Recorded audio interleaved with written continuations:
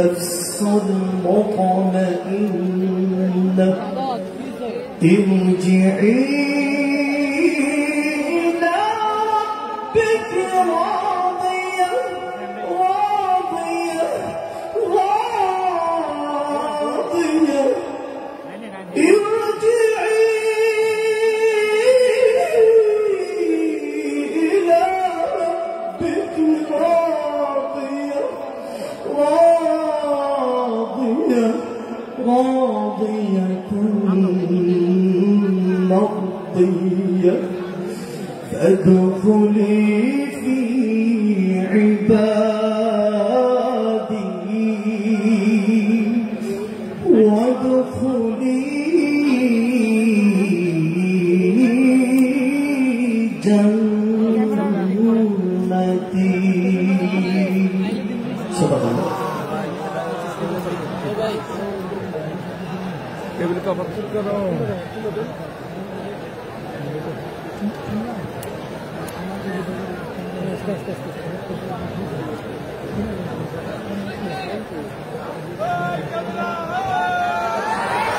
शुक्रिया हाजिर लिल्लाहि तकबीर लिल्लाहि तकबीर लिल्लाहि तकबीर।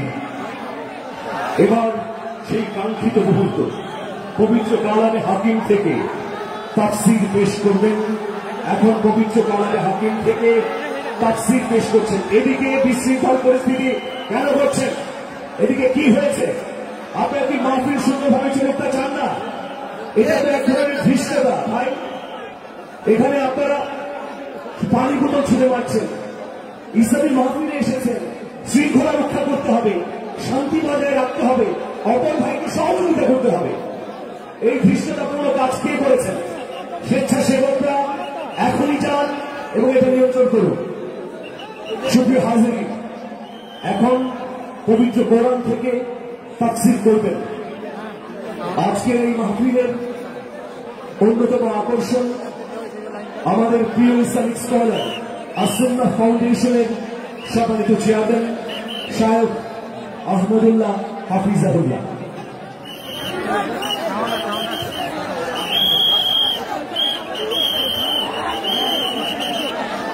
আসসালামু আলাইকুম ওয়া রাহমাতুল্লাহি ওয়া বারাকাতুহু। আপনারা সবাই ভালো আছেন?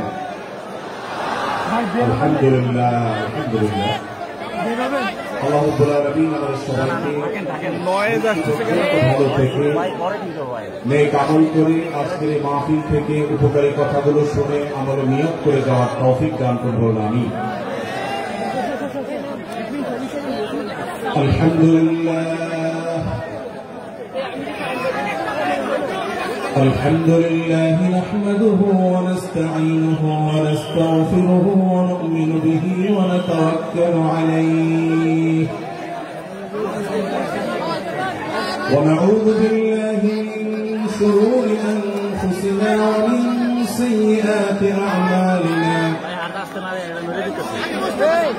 من يهده الله فلا مضل له ومن يضلله فلا هادي له وأشهد أن لا إله إلا الله وحده لا شريك له وأشهد أن محمدا عبده ورسوله أرسله بالحق بشيرا ونذيرا وداعيا إلى الله بإذنه وسراجا منيرا. أما بعد فقد قال الله تبارك وتعالى في كلامه المبين وفرقانه الحميد: أعوذ بالله من الشيطان الرجيم. بسم الله الرحمن الرحيم.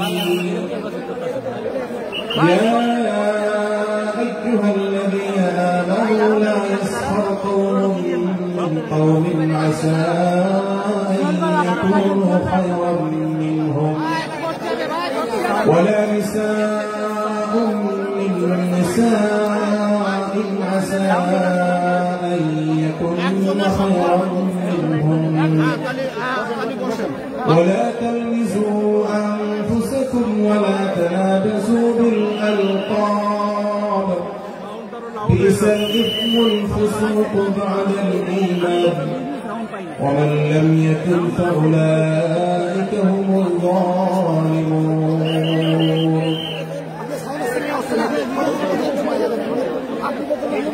আব্দুল ফাউন্ডেশন কর্তৃক আয়োজিত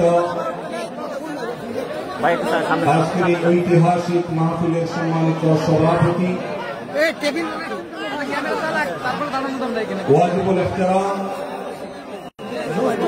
সম্মানিত উলামায়ে কেরাম, দূর দূরান্ত থেকে আগত, দেশের প্রত্যন্ত অঞ্চল থেকে আসা আমার প্রাণ প্রিয় দিনদরদি ভাইয়েরা এবং পর্দার আড়াল থেকে যে সমস্ত মা বোনরা আমাদের শুনছেন, সে সকল মা বোনেরা, আল্লাহ রাব্বুল আলামিন আমাদেরকে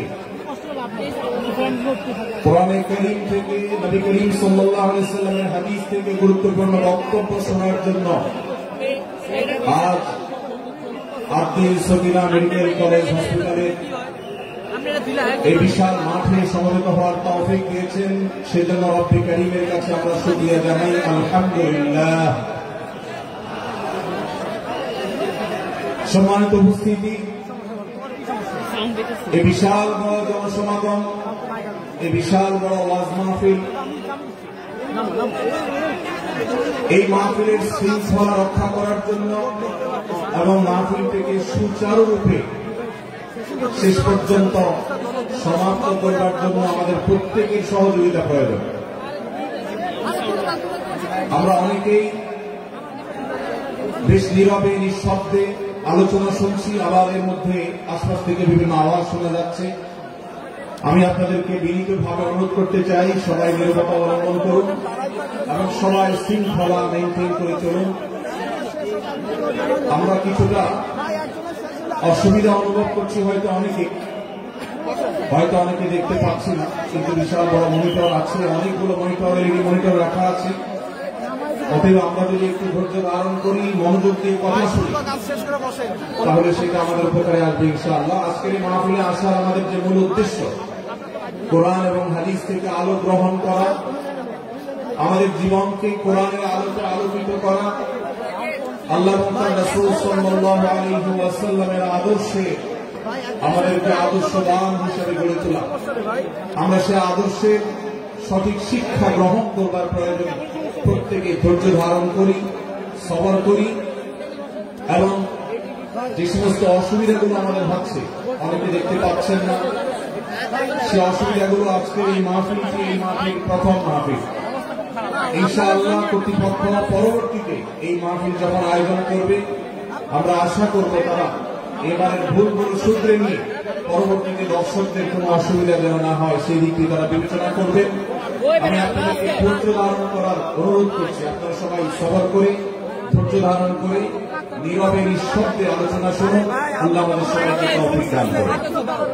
আমাদের আশেপাশে যারা কথা বলছেন, যারা শব্দ করছেন, সেই সমস্ত ভাইদেরকে আশপাশের ভাইরা অনুরোধ করে, অনুনয় বিনয় করে, শক্ত ভাষায় নয়, সবলতার সাথে, বিনম্রতার সাথে অনুরোধ করে তাদেরকে আমরা তর্জন করে, অনুরোধ করে, রিকোয়েস্ট করে তাদেরকে আমরা নীরব করি, নিঃশব্দ করি এবং নীরবে ওয়াজ এবং আলোচনা শোনার পরিবেশ যেন তারা করেন, সেজন্য তাদেরকে সহযোগিতা করি। মাশাআল্লাহ, অনেকখানি নিস্তব্ধ হয়েছে, বাকি যে আওয়াজ হচ্ছে সেটাও আমরা বন্ধ করার চেষ্টা করি।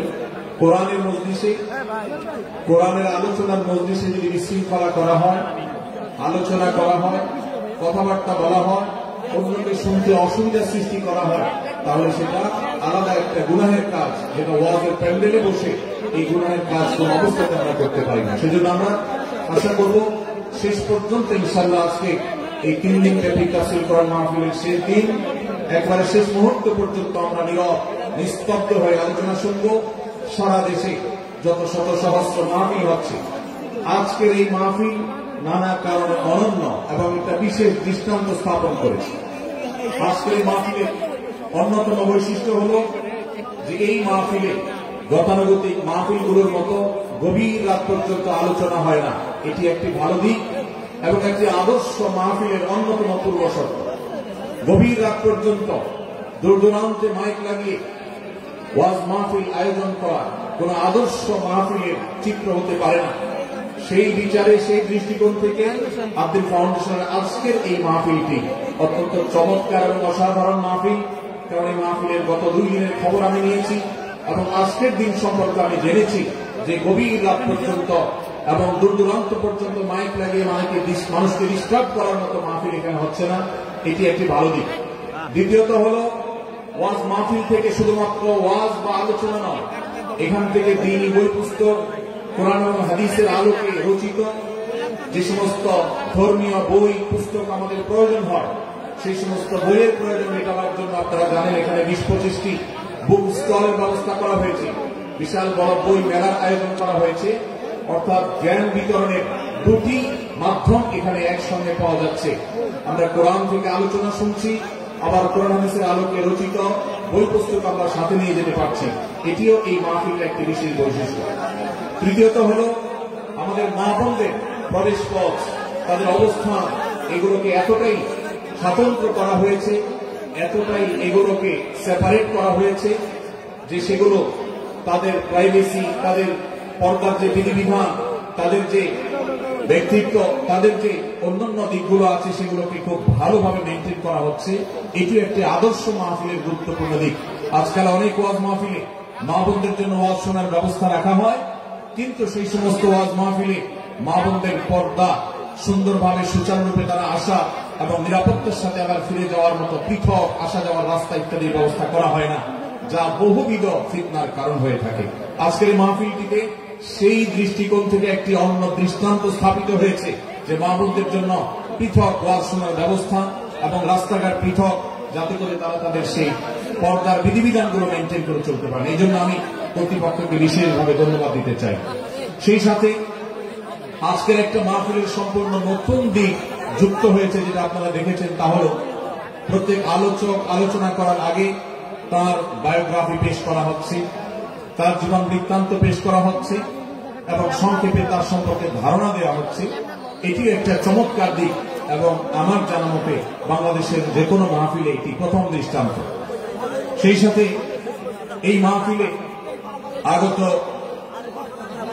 আমাদের সম্মানিত দর্শক শ্রোতা মন্ডলীর জন্য প্রাথমিক চিকিৎসা সম্পর্কে যেন তারা ধারণা নিতে পারেন সেজন্য অনেকগুলো বুথ করা হয়েছে। এই বুথগুলো থেকে একজন মানুষ তার প্রাথমিক স্বাস্থ্য, এটার পরীক্ষা নিরীক্ষা বা নিজের চিকিৎসা সম্পর্কে স্টেপ কিভাবে নেবেন সে সম্পর্কে আদ্দিন সকিনা মেডিকেল কলেজের তরফ থেকে একটি বিশেষ আয়োজন হলো, যে বিশেষ ক্যাম্প এবং বুথ করে করে আমাদের দর্শক শ্রোতাকে এই দিক থেকে বিশেষ সার্ভিস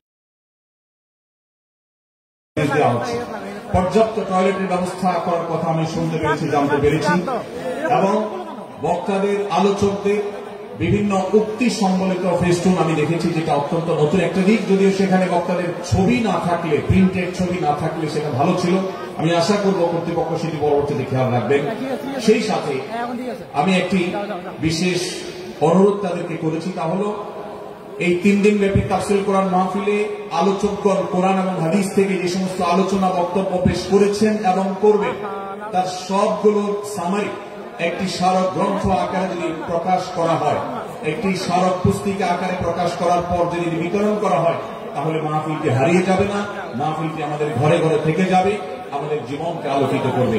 আমি আশা করব ওয়াজ মাহফিল, যেটি এই দেশের সবচেয়ে প্রাচীনতম কালচারের অন্যতম, এদেশের সবচেয়ে শক্তিশালী সংস্কৃতির অন্যতম হল ওয়াজ মাহফিল। এই ওয়াজ মাহফিলগুলো আদর্শ ওয়াজ মাহফিলে পরিণত হবে। এই ওয়াজ মাহফিলগুলো মানুষের বিরক্তির কারণ হবে না। শহর এলাকায় রাত বিরাতে গভীর রাত পর্যন্ত দূর দূরান্তে মাইক লাগিয়ে মানুষের দুর্ভোগ সৃষ্টির কারণ হবে না। উচ্চ শব্দ দিয়ে মানুষকে বিরক্ত করার কারণ হবে না মাহফিলগুলো। আমরা যদি আদর্শ ওয়াজ মাহফিলের দৃষ্টান্ত স্থাপন করতে পারি, তাহলে এই দেশ কোরআনের আলোয় আলোকিত হবে, হাদিসের আলোকে আলোকিত হবে, আমাদের ঘরগুলো আলোকিত হবে দ্বীনের নূর এবং আলো দ্বারা। আল্লাহ রাব্বুল আলামিন আমাদের সবাইকে কোরআন এবং হাদিসের আলো থেকে আলোকিত হওয়ার তৌফিক দান করুন। আজকের এই মাহফিলে আমরা যেরকম সবাই সমবেত হয়েছি, মাশাআল্লাহ, চরম নীরব নিস্তব্ধ পরিবেশে সবাই পিনপতন নীরব হয়ে এই মুহূর্তে কথা শুনছি। আমি আশা করব শেষ মুহূর্ত পর্যন্ত আমরা এই অবস্থা বজায় রাখবো।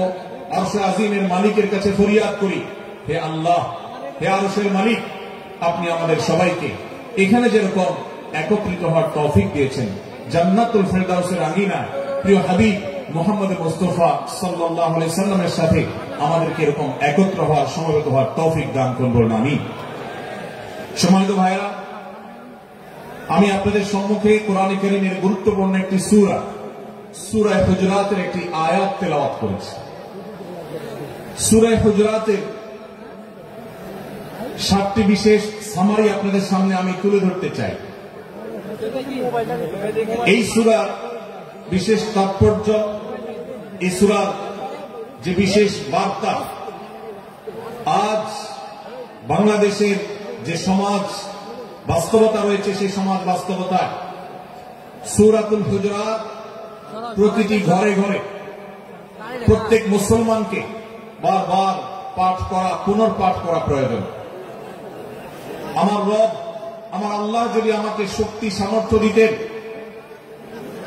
আমি আমার দেশের প্রত্যেক মুসলিম ভাইকে বোনকে হাত জোড় করে, অনুরোধ করে, অনুনয় বিনয় করে সূরাতুল হুজুরাতের শুরু থেকে শেষ পর্যন্ত যে 18টি আয়াত রয়েছে, এই 18 আয়াতে ঐতিহাসিক যে 7টি বিশেষ বার্তা রয়েছে, সে বার্তাগুলো গ্রহণ করবার উদ্দেশ্যে বারবার অর্থ সহকারে সূরাতুল হুজুরাত বুঝে বুঝে পড়া, এর তাফসীর দেখা, এই সামারিকে বারবার জানার জন্য আমি অনুরোধ করতাম। আল্লাহ তাআলা আমাদের সবাইকে সূরাতুল হুজুরাত এর আলো দ্বারায় সবাইকে আলোকিত হওয়ার তৌফিক দান করুন।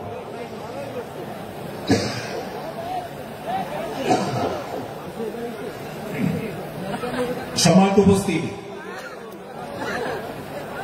আমি যে সূরার সামারি আপনাদেরকে বলতে যাচ্ছি, যে সূরাকে সামনে রেখে আজকের এই ঐতিহাসিক মাহফিলে কোরআনে কারীমের দেওয়া 7টি বার্তা দিতে চাইছি, সেই সূরার নাম হলো সূরাতুল হুজুরাত।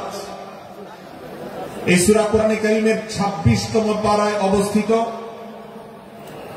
এবং এই সূরা কোরআনে কারীমের সূরার যে সিরিয়াল, সেই সূরার সিরিয়ালে 49তম সূরা। এই সূরার আয়াত সংখ্যা হলো 18।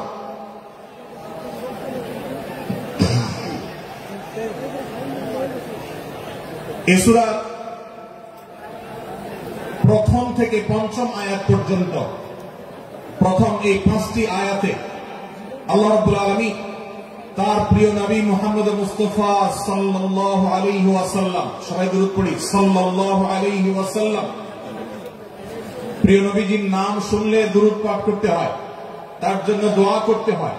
কারণ আল্লাহর হাবিব সাল্লাল্লাহু আলাইহি ওয়াসাল্লাম তার সমগ্র জীবনকে যে কষ্টের মধ্যে পার করেছেন, তার সমগ্র জীবনকে উৎসর্গ করেছেন, তা আপনার আমার হেদায়েতের জন্য, গোটা বিশ্ব মানবতার মুক্তির প্রয়োজনে।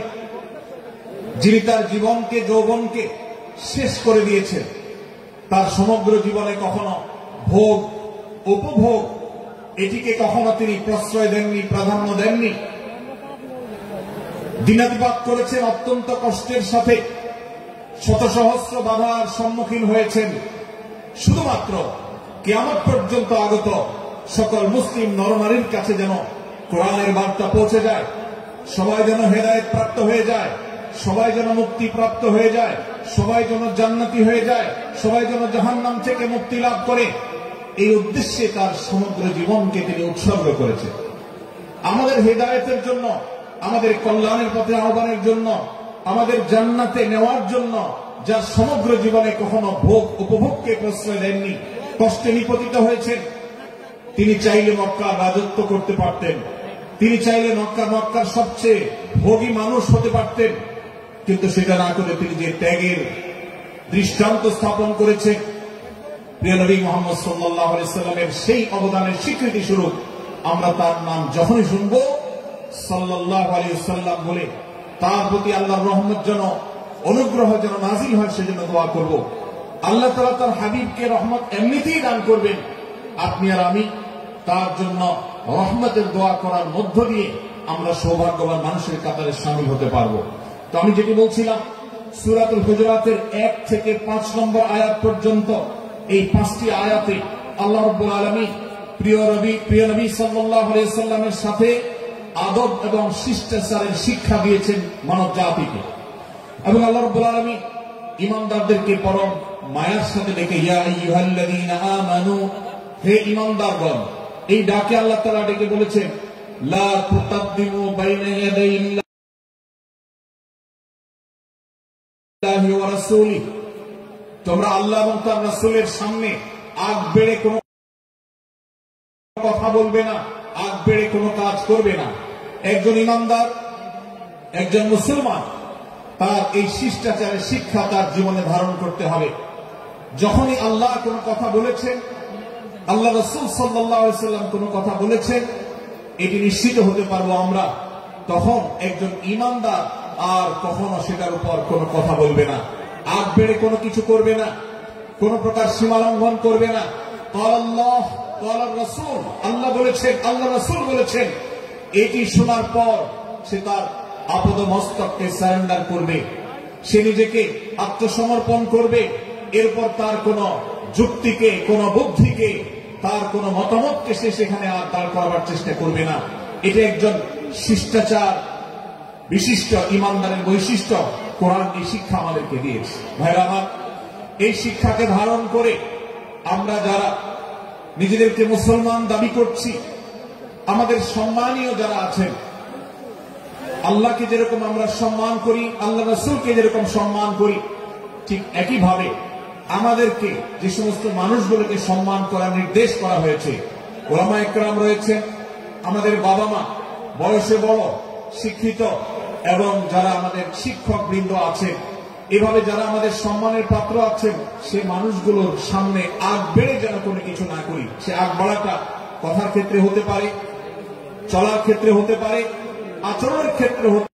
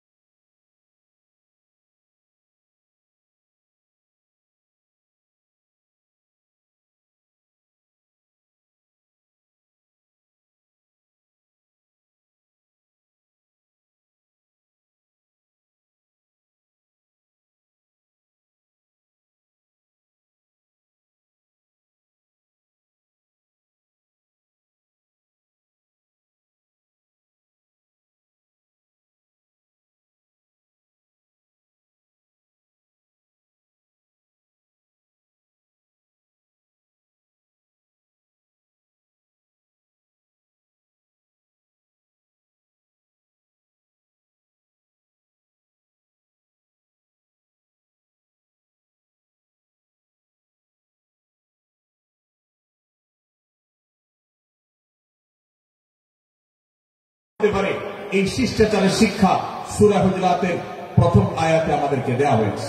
প্রিয় ভাইরা আমার, আমাদের সমাজে আজ যে সমস্ত ভালো গুণের দুর্ভিক্ষ চলছে, ক্রাইসিস চলছে, অভাব চলছে, এর মধ্যে অন্যতম হলো আজ শিষ্টাচারের অভাব। আমাদের সমাজের চতুর্দিকে আপনি দেখতে পাবেন পরিলক্ষিত। আর সেজন্য সূরা হুজুরাতের এই শিষ্টাচারের শিক্ষা আমাদের জীবনে খুবই গুরুত্বপূর্ণ। আমরা যখনই কোনো সম্মানীয় ব্যক্তির কাছে আমরা থাকব, তাদের কথার উপরে কথা বলা, তাদের সাথে তর্ক করা, তাদের আর সামনে আগ বেড়ে কথা বলা, এমনকি তারা যখন চলবেন তাদের সামনে সামনে হাঁটা, এই সবগুলো কোরআনের এই শিষ্টাচারের যে শিক্ষা আছে পরিপূর্ণ। প্রিয় নবী সাল্লাল্লাহু আলাইহি সাল্লামের সময়কার একটি ঘটনা, এক ব্যক্তি তার বাবার সাথে হেঁটে যাচ্ছিলেন, বোঝা যাচ্ছিল না যে তাদের মধ্যে বাবাকে সন্তানকে। অনেক সময় বাপ সন্তানের বাহ্যিক ভাবে দেখে বোঝা যায় না, এরকম কোন কোন ক্ষেত্রে হয়। জিজ্ঞেস করা হলো তাদেরকে, তোমাদের মধ্যে বাবাকে সন্তানকে? বলা হলো যে অমুক বাবা, অমুক সন্তান। তখন নির্দেশনা দেওয়া হলো যে সন্তান তার হাঁটা এবং চলার মধ্য দিয়ে এই বিনয়ের প্রকাশ ঘটাতে হবে, আনুগত্যের প্রকাশ ঘটাতে হবে, সম্মান এবং শ্রদ্ধার প্রদর্শন করতে হবে, যার মধ্য দিয়ে বোঝা যায় যে কে সন্তান আর কে বাবা। এটা যেন জিজ্ঞেস করতে না হয়। আজ আমাদের যারা তরুণ আছি, আমরা যুবক আছি, আমরা অনেকেই পশ্চিমা সংস্কৃতি দ্বারা প্রভাবিত হয়ে আমরা শিষ্টাচারের এই গণ্ডি এবং সীমানা পার হয়ে চলে গেছে।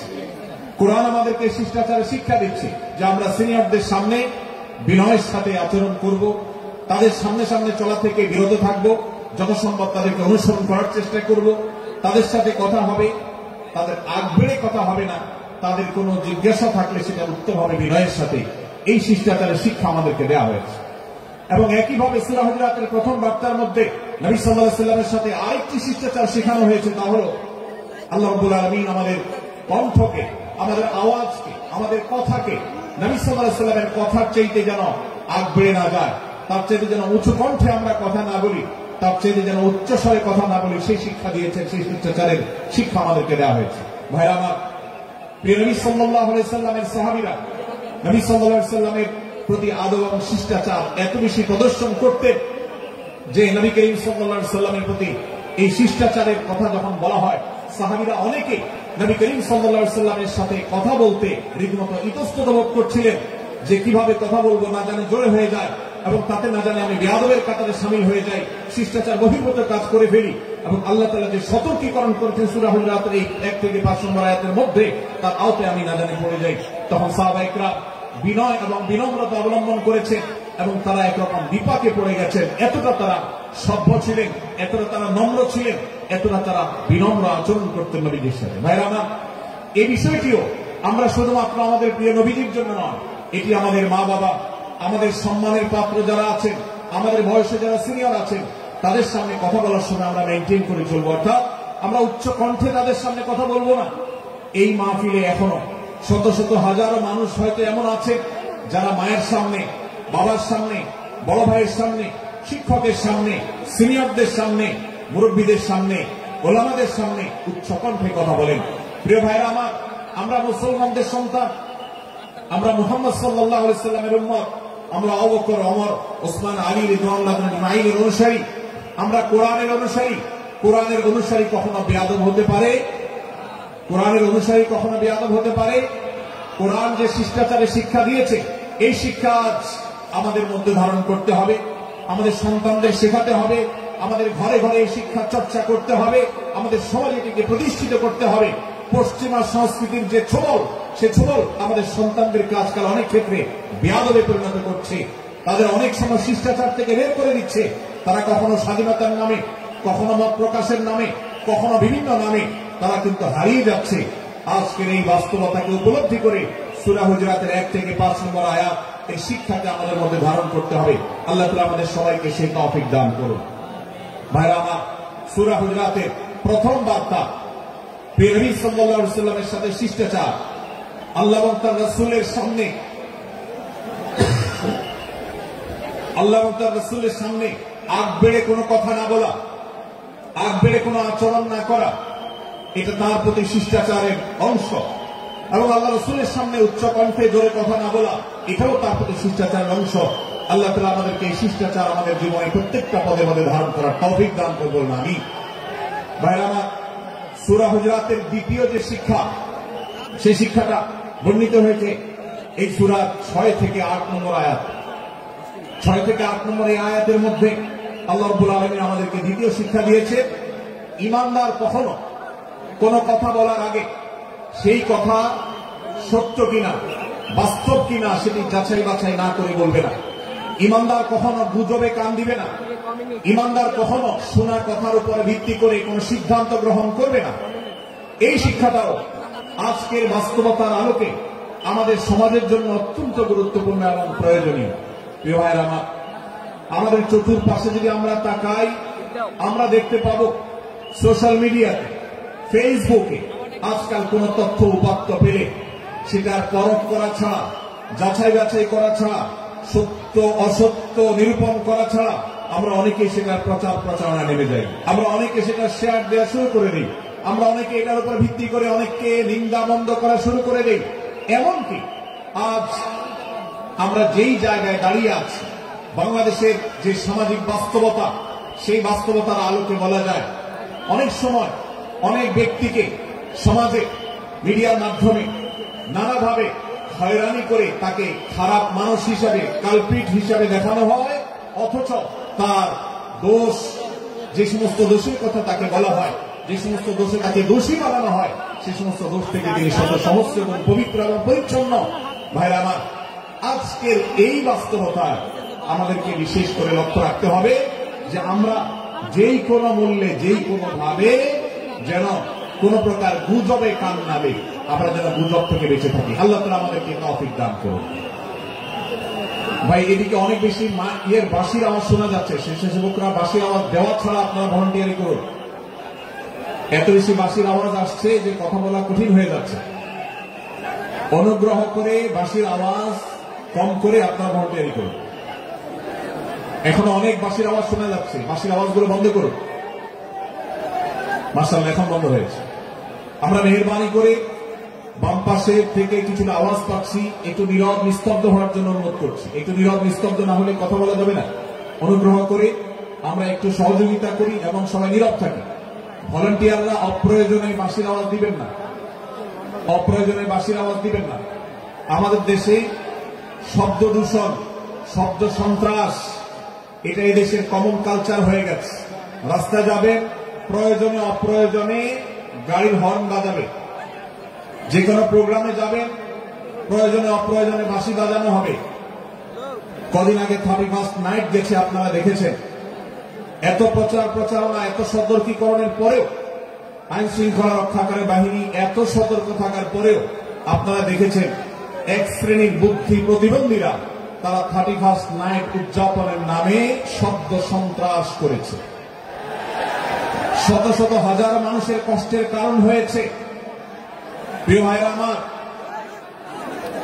ধর্ম হোক আর রাজনীতি, বিনোদন হোক আর আনন্দ হোক, যেই কোনো নামে যদি শব্দ সন্ত্রাস সৃষ্টি করে বা অতিরিক্ত শব্দ দূষণ করে, শব্দ সৃষ্টি করে মানুষকে অতিষ্ঠ করার কারণ হয়, সেটা কোন সভ্য সমাজের দৃশ্য হতে পারে না।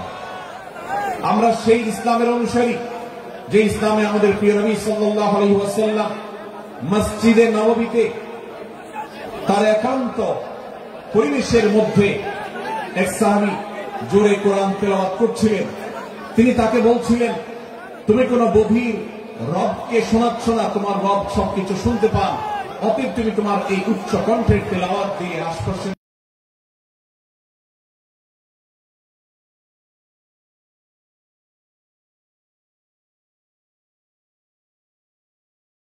মানুষের ডিস্টার্বের কারণ হবে না। আমরা সেই ইসলামের অনুসারী। অতএব ওয়াজ মাহফিলের মাধ্যমেও যাতে কোনো মানুষ শব্দ এর মাধ্যমে যদি মানুষকে অতিষ্ঠ করা হয়, তাহলে সেটি কখনো কোনো সভ্য সমাজের কাজ হতে পারে না। প্রিয় ভাইরা, এই জন্য আপনারা যারা তরুণ আছেন বয়সে, আপনাদেরকে আমি অনুরোধ করতে চাই, বিবাহ অনুষ্ঠানকে কেন্দ্র করে, আকিকাকে কেন্দ্র করে, নানা অনুষ্ঠানকে কেন্দ্র করে যে শব্দ সন্ত্রাস আমাদের দেশে হয়, এটি আমাদেরকে থামাতে হবে ইনশাআল্লাহ। আমরা যদি সবাই সজাগ হয়ে যাই, আমরা যদি সবাই সতর্ক হয়ে সচেতন হই, ইনশাআল্লাহ এই যে শব্দ দিয়ে মানুষকে কষ্ট দেওয়ার অপসংস্কৃতি, বিশেষ করে ভিনদেশী যে অপসংস্কৃতি আমদানি করা হয়েছে, এই অত্যাচার এদেশে থামাতে হবে ইনশাআল্লাহ। আল্লাহ আমাদের সবাইকে তৌফিক দান করুন।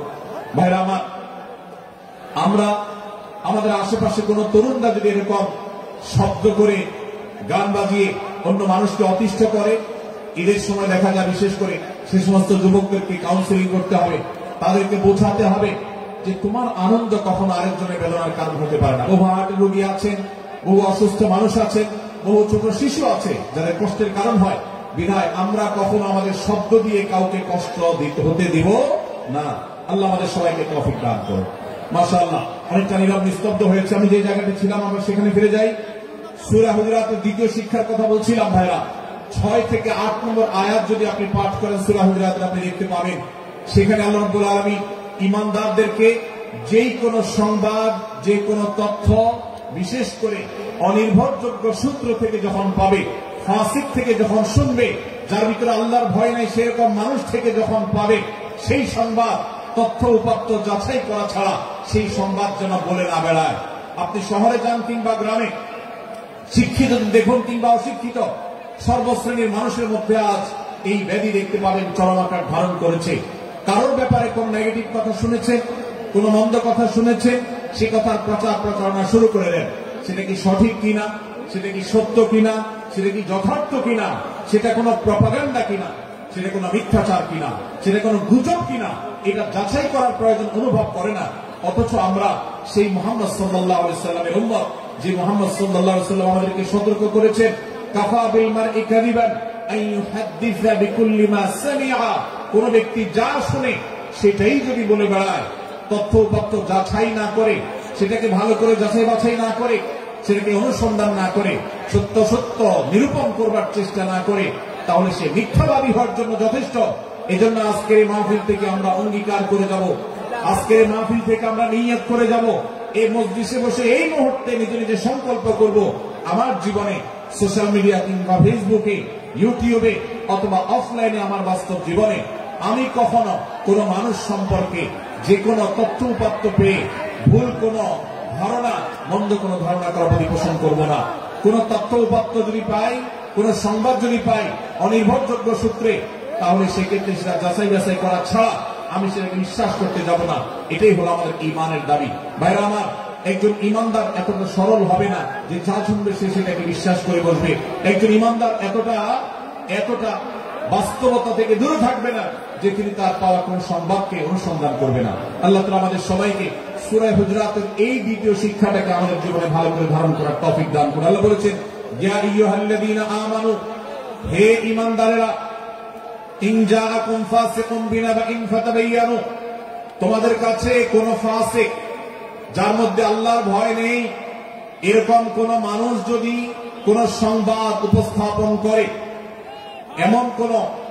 এমনকি গণমাধ্যমেও যদি কোন সংবাদ প্রচারিত হয়, সংবাদদাতার মধ্যে যদি আল্লাহর ভয় না থাকে, সে যদি টাকার বিনিময়ে কারোর চরিত্র হনন করতে পারে, সে যদি অ্যাডভার্টাইজ পেয়ে কোন কোম্পানির হয়ে দালালি করতে গিয়ে অন্য কারোর বিরুদ্ধে কোন মিথ্যাচার করে, সে যদি বিদেশিদের এজেন্ডা বাস্তবায়ন করতে গিয়ে আলেম সমাজের চরিত্রকে কলঙ্কিত করে, কোন ভালো মানুষকে দোষী হিসাবে সাব্যস্ত করে, আল্লাহ তাআলা আমাদেরকে সতর্ক করেছেন, ফাতাবায়ানু, সেই সংবাদ সত্য কিনা আমাদেরকে যাচাই করতে হবে। আন তুসিবু কওমান বিজাহালাহ ফাতুসবিহু আলা মা ফাআলতুম নাদিমিন, যদি আমরা যাচাই বাছাই না করে যা শুনি সেটাকে বিশ্বাস করতে থাকি, তাহলে আমরা এক সময় লজ্জিত হতে হবে, অনুতপ্ত হতে হবে আমাদের এই ভুল অবস্থানের কারণে। এজন্য ভাইরা, আজকে এই মাহফিল থেকে আমরা প্রতিশ্রুতি নিজের সঙ্গে নিজে দিয়ে যাব যে আমরা কখনো কোন তথ্য উপাত্ত পেলে, কোন সংবাদ পেলে, সেটাকে বিশেষ করে কারোর চরিত্র সম্পর্কিত যদি হয়, কারোর সম্পর্কে নেগেটিভ যদি হয়, তাহলে সেটাকে বিশ্বাস করবার আগে ভালো করে অনুসন্ধান করব। যতক্ষণ আমি নিশ্চিত না হব ততক্ষণ পর্যন্ত সেটার প্রচার করব না। আল্লাহ তাআলা আমাদের সবাইকে কোরআনের এই শিক্ষাটাও আমাদের জীবনে ধারণ করবার তৌফিক দান করুন। ভাইরা আমার, তৃতীয় যে শিক্ষা সূরা হুজুরাতের, সেটি হলো আল্লাহ রাব্বুল আলামিন সূরা হুজুরাতের 9 এবং 10 নম্বর আয়াতে ঈমানদারদের মধ্যে যদি কখনো মতভিন্নতা, মতপার্থক্য, এটা যদি মারামারিতে পরিণত হয়, ঈমানদারদের মধ্যে যদি কখনো দুই পক্ষ গন্ডগোল এবং ফাসাদের মধ্যে লিপ্ত হয়ে যাওয়ার মতো দৃশ্যের অবতারণা হয়, তাহলে আমরা যেন আমাদের মুসলমান ভাইদের ঘর পোড়ার মধ্যে আলু পোড়া দিতে না যাই। আমরা যেন আমাদের মুসলমান ভাইদের মধ্যকার বিভেদকে আরো বৃদ্ধি করতে সহায়তা না করি। আমরা যেন মীমাংসার পথ অবলম্বন করি। আমরা যেন তাদের মধ্যকার সম্পর্কে যে অবনতি হয়েছে সেটাকে দূর করবার চেষ্টা করি। আল্লাহ রাব্বুল আলামিন এই নির্দেশ দিতে গিয়ে বলেছেন, ওয়া ইন তাইফাতানি মিনাল মুমিনিনা ইকতাতালু, যদি ইমানদারদের দুটি দল, দুটি গ্রুপ নিজেদের মধ্যে মারামারিতে লিপ্ত হয়ে যায়, ফাসলিহু বাইনাহুমা, তাহলে তোমরা সেই বিবাদমান দুটি দলকে মীমাংসা করবার চেষ্টা করবে। আজ আমাদের মধ্যে এরকম বহু বিষয়কে কেন্দ্র করে মুসলমানদের মধ্যে অনেক সময় মুখোমুখি অবস্থান আমরা দেখতে পাই, যা দুর্ভাগ্যজনক, যা হওয়ার কথা ছিল না। এমনকি জাগতিক বিষয়ে যেমন হয়, ধর্মের নামে, ইসলামের নামে আজ আমরা হাজার হাজার টুকরা হয়েছে। আজ গোটা বিশ্বে আমাদের মুসলমানদের যে অবস্থান দুর্বল হয়েছে, এর অন্যতম প্রধান কারণ হলো আমাদের অনৈক্য।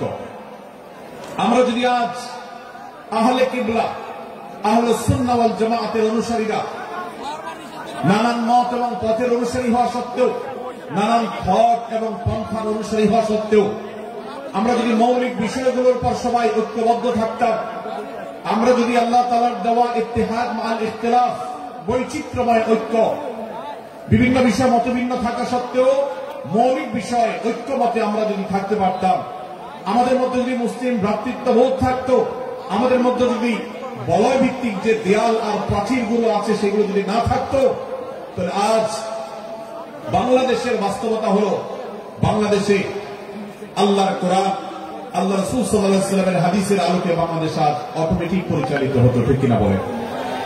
আমরা যদি আজ ঐক্যবদ্ধ থাকতাম তাহলে এদেশে হাতে গোনা যাবে এরকম স্বল্প সংখ্যক নাস্তিকেরা, ইসলাম এবং মুসলমানদের শত্রুরা, তারা আমাদেরকে নিয়ে তারা আজ যে খেলা খেলছে, আমাদেরকে যে তারা শাসন করছে, আমাদেরকে যে তারা তাদের অধীনস্থ করে রাখছে, আমাদের উপরে যে আজ ভিনদেশী কালচার চাপিয়ে দিচ্ছে, আমাদের উপরে তারা যে আজ কর্তৃত্ব করছে, আমাদেরকে আজ টুকরা টুকরা করছে, এই দুঃসাহস তারা কোনোদিন দেখাতে পারত না যদি আমরা ঐক্যবদ্ধ থাকতাম।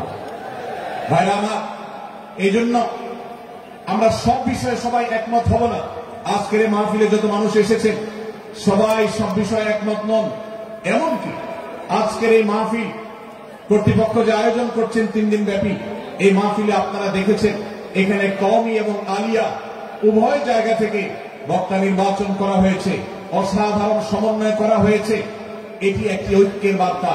আমরা আশা করব মাঠ পর্যায়ে আমরা যারা কাজ করব, আমরা প্রত্যেকে আমাদের অন্য মতের, ভিন্ন মতের যে সমস্ত মুসলমান ভাইরা আছেন তার সাথে আপনার কোন থটগত মত পার্থক্য থাকতে পারে, চিন্তাগত কোন ভিন্ন মত থাকতে পারে, কিন্তু দিন শেষে তিনি আপনার মুসলমান ভাই। তার আল্লাহ আর আপনার আল্লাহ এক, তার রাসূল এবং আপনার রাসূল এক, তার কিবলা এবং আপনার কিবলা এক, তার কোরআন আর আপনার কোরআন এক, তার নামাজ আর আপনার নামাজ এক, তার রোজা আর আপনার রোজা এক, তার যাকাত এবং আপনার যাকাত এক, তার সাথে আপনার মোটা এবং মৌলিক বিষয়ে কোনো মত পার্থক্য নাই। অতএব ছোটখাটো বিষয়কে কেন্দ্র করে আপনি যদি তাকে আপনার প্রতিপক্ষ মনে করেন, আপনি যদি তাকে আপনার শত্রু মনে করেন, এটা হবে আপনার ইসলামের জন্য, আপনার জন্য, এদেশের মুসলমানদের জন্য সবচেয়ে বড় ভুল। ভাইরা আমার, হারদুই হযরত আশরাফ আলী থানভী রহমাতুল্লাহ আলাইহির সর্বশেষ খলিফা আবুল ওয়াসাব রহমাতুল্লাহ আলাইহি বলতেন, दीन के हर काम करने वालों को रफीक समझो, फरीक न समझो। যারাই আল্লাহর দ্বীনকে বুলন্দ করবার জন্য, যারাই আল্লাহর দ্বীনকে সেবা দেওয়ার জন্য, খেদমত করার জন্য কাজ করছে, তার পদ্ধতি তোমার থেকে ভিন্নতর হতে পারে। তাকে তুমি তোমার বন্ধু মনে করো, সহযাত্রী মনে করো, পথযাত্রী মনে করো, সহযোদ্ধা মনে করো, তোমার প্রতিপক্ষ মনে করবে না। প্রিয় ভাই আমার, আজ বাংলাদেশে ইসলাম যতটা পিছিয়ে আছে তার প্রধান কারণ হলো আমাদের অনৈক্য। আজ আমরা যদি আমাদের মধ্যকার যে সমস্ত দেয়াল এবং প্রাচীরগুলো, অদৃশ্য প্রাচীরগুলো উঠে আছে, যেগুলো আমাদের মুসলিম ভ্রাতৃত্বকে ভেঙে খান খান করে দিয়েছে, টুকরো টুকরো করে দিয়েছে, যদি আজ আমরা সে সমস্ত অদৃশ্য প্রাচীরগুলো দূরে সরাতে পারতাম, আমার ভিন্ন মতের ভাইকে যদি আমার ভাই মনে করতে পারতাম, তার যদি আমি কল্যাণকামী হতে পারতাম, আল্লাহর কোরআনের ঘোষণা অনুযায়ী এই মুসলমানদের ঐক্যবদ্ধ শক্তিকে দমাবার শক্তি পৃথিবীর কারোর নাই, কারোর নাই, কারোর নাই। আজ আমার ভাইয়েরা ফিলিস্তিনে মার খাচ্ছে, যদি আজ গোটা বিশ্বের মুসলমানরা আমরা ফিলিস্তিনে মুসলমানদের উদ্ধারের ব্যাপারে ঐক্যবদ্ধ থাকতাম, ফিলিস্তিনে মুসলমানের দিকে চোখ তুলে তাকাবার শক্তি বিশ্বের কোন কাফেরদের থাকতো না। আজ যদি আমরা আমাদের মুসলমান নির্যাতিত ভাইদের ব্যাপারে সারা বিশ্বের মুসলমানরা ঐক্যবদ্ধ অবস্থান গ্রহণ করতে পারতাম, মুসলমানের দিকে চোখ তুলে তাকাবার শক্তি বিশ্বের কোন কারো থাকতো না। ভাইরা আমার, গোটা বিশ্বে ঐক্য প্রতিষ্ঠা করা আপনার আমার মতো সাধারণ মানুষের দ্বারা হয়তো সম্ভবপর হবে না, কিন্তু আমরা যারা মাঠ পর্যায়ে কাজ করছি, আমি আপনাদেরকে করজোড় করে অনুরোধ করতে চাই। আমি জানি আপনার এলাকাতে, আপনার মহল্লাতে আপনার সাথে অন্য মুসলমান ভাইদের অনেক ক্ষেত্রে মতভিন্নতা আছে। সেটা রাজনৈতিক দৃষ্টিভঙ্গির ক্ষেত্রে হতে পারে, সেটা ধর্মীয় থট এবং মানহাজ, মাযহাব, মাসলাকগতভাবে হতে পারে, সেটা অন্য কোন ইস্যু ভিত্তিক মত পার্থক্য হতে পারে। আল্লাহর জন্য, আল্লাহর ওয়াস্তে আল্লাহর ওই আয়াতকে মেনে আমল করার চেষ্টা করি আমরা। আল্লাহ বলেছেন ওয়াতাসিমু বিহাবলিল্লাহি জামিআন ওয়া লা তাফাররাকু, তোমরা আল্লাহর রশিকে সবাই ঐক্যবদ্ধভাবে আঁকড়ে করে ধরো, ঐক্যবদ্ধভাবে আল্লাহর রশিকে আঁকড়ে ধরো, তোমরা পরস্পর বিচ্ছিন্ন হয়ে যেও না। আমরা অনেক ফরজের কথা শুনেছি, নামাজ রোজা ফরজ আমরা জানি, বাবা মার প্রতি সদ্ব্যবহার করার ফরজের কথা আমরা জানি, আত্মীয়তার সাথে সুসম্পর্ক আত্মীয়তার বন্ধন রক্ষার কথা আমরা জানি, ফরজ হওয়ার কথা জানি, কিন্তু মুসলমানদের ঐক্যবদ্ধ থাকতে হবে এই ফরজের কথা আমরা অনেকেই জানি না। ভাইরা আমার, মুসলমানদেরকে আল্লাহ রাব্বুল আলামিন ঐক্যবদ্ধ থাকার নির্দেশ দিয়েছেন। এই ঐক্যটা এর মানে এই নয় যে সবাই এক মতের হয়ে যাবে সব বিষয়ে, বিভিন্ন বিষয়ে আমাদের মধ্যে মত পার্থক্য থাকবে, তারপরে আমরা একে অন্যের সহযোদ্ধা হব, সহযাত্রী হব, আমরা একে অন্যের কল্যাণকামী হব, একে অন্যের ভালো চাইব। আমার ভিন্ন মতের মুসলমানের কোন ক্ষতিতে আমি খুশি হব না, তার ক্ষতিতে আমি কষ্ট পাবো, তার সাফল্যকে আমি এনজয় করব, আনন্দিত হব। এটা যদি করতে না পারি তো আমি কখনো খালেস এবং সাচ্চা মুসলমান হতে পারলাম না। আল্লাহ তাআলা আমাদের অন্তরগুলোকে উদার করে দিন, ব্রড করে দিন, প্রশস্ত করে দিন, বড় করে দিন, উম্মার ঐক্যের প্রয়াসী হওয়ার তৌফিক দান করুন। আমি ভাইরা আমার, আমরা মহল্লায় মহল্লা, এলাকায় এলাকায়, মসজিদে মসজিদে, আমাদের নিজস্ব বলয়ে, নিজস্ব অঙ্গনে আমরা চেষ্টা করব ভিন্ন ভিন্ন মতের মুসলিম ভাইকেও আমার ভাই হিসাবে আঁকড়ে ধরার, আপন করা। ডক্টর খন্দকার আব্দুল্লাহ জাহাঙ্গীর রাহমাহুল্লাহ এই অঞ্চলের সন্তান, তিনি বলতেন বিদআতে লিপ্ত কোন মুসলমান, তার ব্যাপারেও আমি মনে করি আমার ভাই ভুলের মধ্যে আছে, তার ব্যাপারে আমার মায়া মমতা কাজ করে, আমি তার কল্যাণকামী, তাকে আমার ভাই মনে করি। ঠিক একইভাবে আমার কোন মুসলমান ভাইয়ের সাথে যে আমার ভিন্ন মতের কারণে আমার মনে হয় যে তিনি ভুল পথে আছেন, তারপর তাকে আমি শত্রু ভাববো না, তার কল্যাণ আমি চাইবো না। আজ বাংলাদেশের বাস্তবতা যদি আমরা তাকাই দেখতে পারবো ইসলাম এবং মুসলমানদের যত শত্রু আছে, আমরা দেখেছি গত কয়েক যুগ ধরে তাদের নিজেদের মধ্যে হাজারো বিভক্তি, হাজারো মত পার্থক্য থাকা সত্ত্বেও মুসলমানদের শত্রুতা করার ব্যাপারে তারা সবাই ঐক্যবদ্ধ। অথচ আমরা মুসলমানরা আমাদের আল্লাহ, আমাদের রাসূল, আমাদের কোরআন, আমাদের কিবলা, আমাদের সবকিছু এক হওয়া সত্ত্বেও ছোটখাটো বিষয়কে নিয়ে আমরা আমাদের মধ্যকার বিভেদের প্রাচীরগুলোকে দাঁড় করিয়ে রেখেছি, যার কারণে আমরা গোটা বিশ্বে যেমন মার খাচ্ছি, আমাদের এই প্রিয় মাতৃভূমিতেও আমরা সংখ্যায় সবচেয়ে বেশি হয়েও আমরা কালচারালি মাইনরিটি হয়ে আছি, সংস্কৃতিতে আমরা সংখ্যালঘু হয়ে আছি, সব ক্ষেত্রে আমাদেরকে ইগনোর করা হয়। 4 লক্ষ মসজিদের দেশে 4 লক্ষ ইমাম আছেন, 4 লক্ষ মুয়াজ্জিন আছেন। এই মসজিদগুলো এদেশে, এই নেটওয়ার্ক যতটা শক্তিশালী, এদেশের সকল রাজনৈতিক দলগুলোর নেটওয়ার্ককে যদি একত্র করা হয়, মসজিদগুলোর মতো এতটা শক্তিশালী নেটওয়ার্ক এদেশের সমাজে নাই। কিন্তু ওলামা ইকরামকে ইগনোর করা হয়, মুসলমানদের ইগনোর করা হয়, এদেশের আইনে কোরআন এবং সুন্নাহ, এদেশের মুসলমানদের ধ্যান ধারণাকে কখনো বিবেচনায় আনা হয় না। এই যে মুসলমানদের আজ দুরবস্থা, এর অন্যতম প্রধান কারণ হলো আমাদের হাজার হাজার ভাগে বিভক্তি।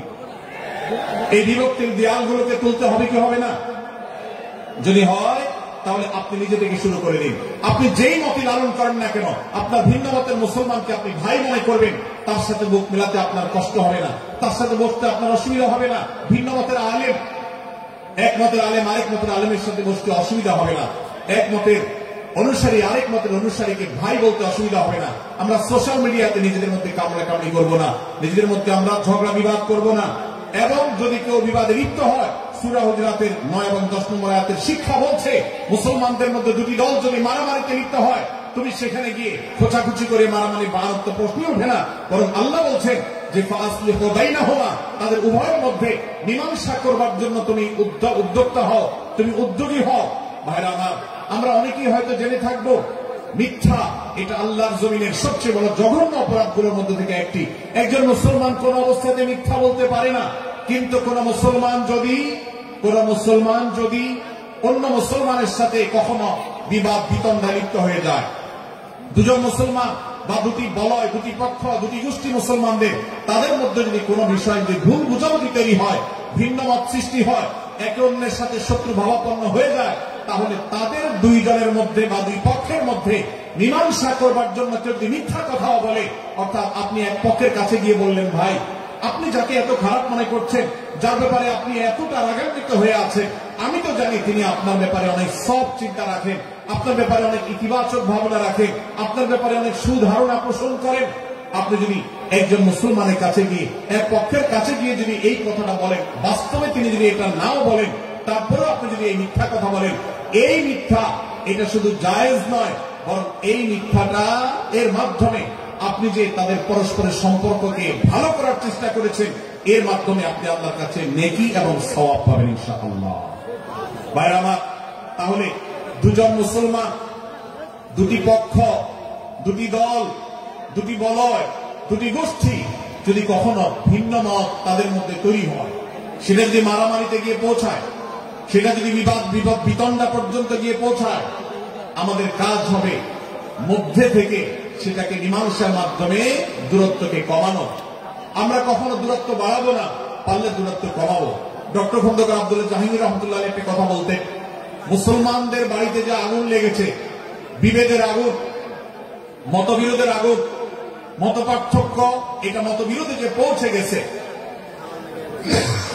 এই আগুন তিনি বলতেন, আমি নিভাবার মতো শক্তি আমার নাই, এত পাওয়ার নাই যে বহুদা বিভক্ত মুসলমানদেরকে আমি ঐক্যবদ্ধ করে ফেলবো, এত শক্তি আমার হাতে নেই।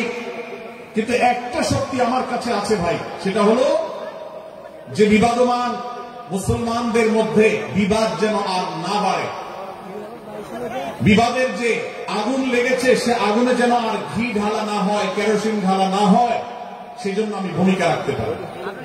আমি আপনাদেরকে বিনয়ের সাথে অনুরোধ করতে চাই, যত বিষয় নিয়ে আমাদের মুসলমানদের পরস্পরের মত পার্থক্য আছে, হতে পারে সেটা মাসআলা নিয়ে, হতে পারে সেটা রাজনৈতিক অবস্থানকে কেন্দ্র করে, হতে পারে অন্য কোন বিষয়কে কেন্দ্র করে, আল্লাহর ওয়াস্তে আপনি বিভেদ মিটাতে পারেন আর না পারেন, বিভেদ যেন না বাড়ে সেজন্য আপনি অবস্থান গ্রহণ করবেন, বিভেদ বাড়ার ক্ষেত্রে কোনো ভূমিকা পালন করবেন না, এবং সবসময় উম্মাহ ঐক্য প্রয়াস চাইবেন, প্রয়াস চালাবেন, উম্মাহ ঐক্য চেষ্টা করবেন।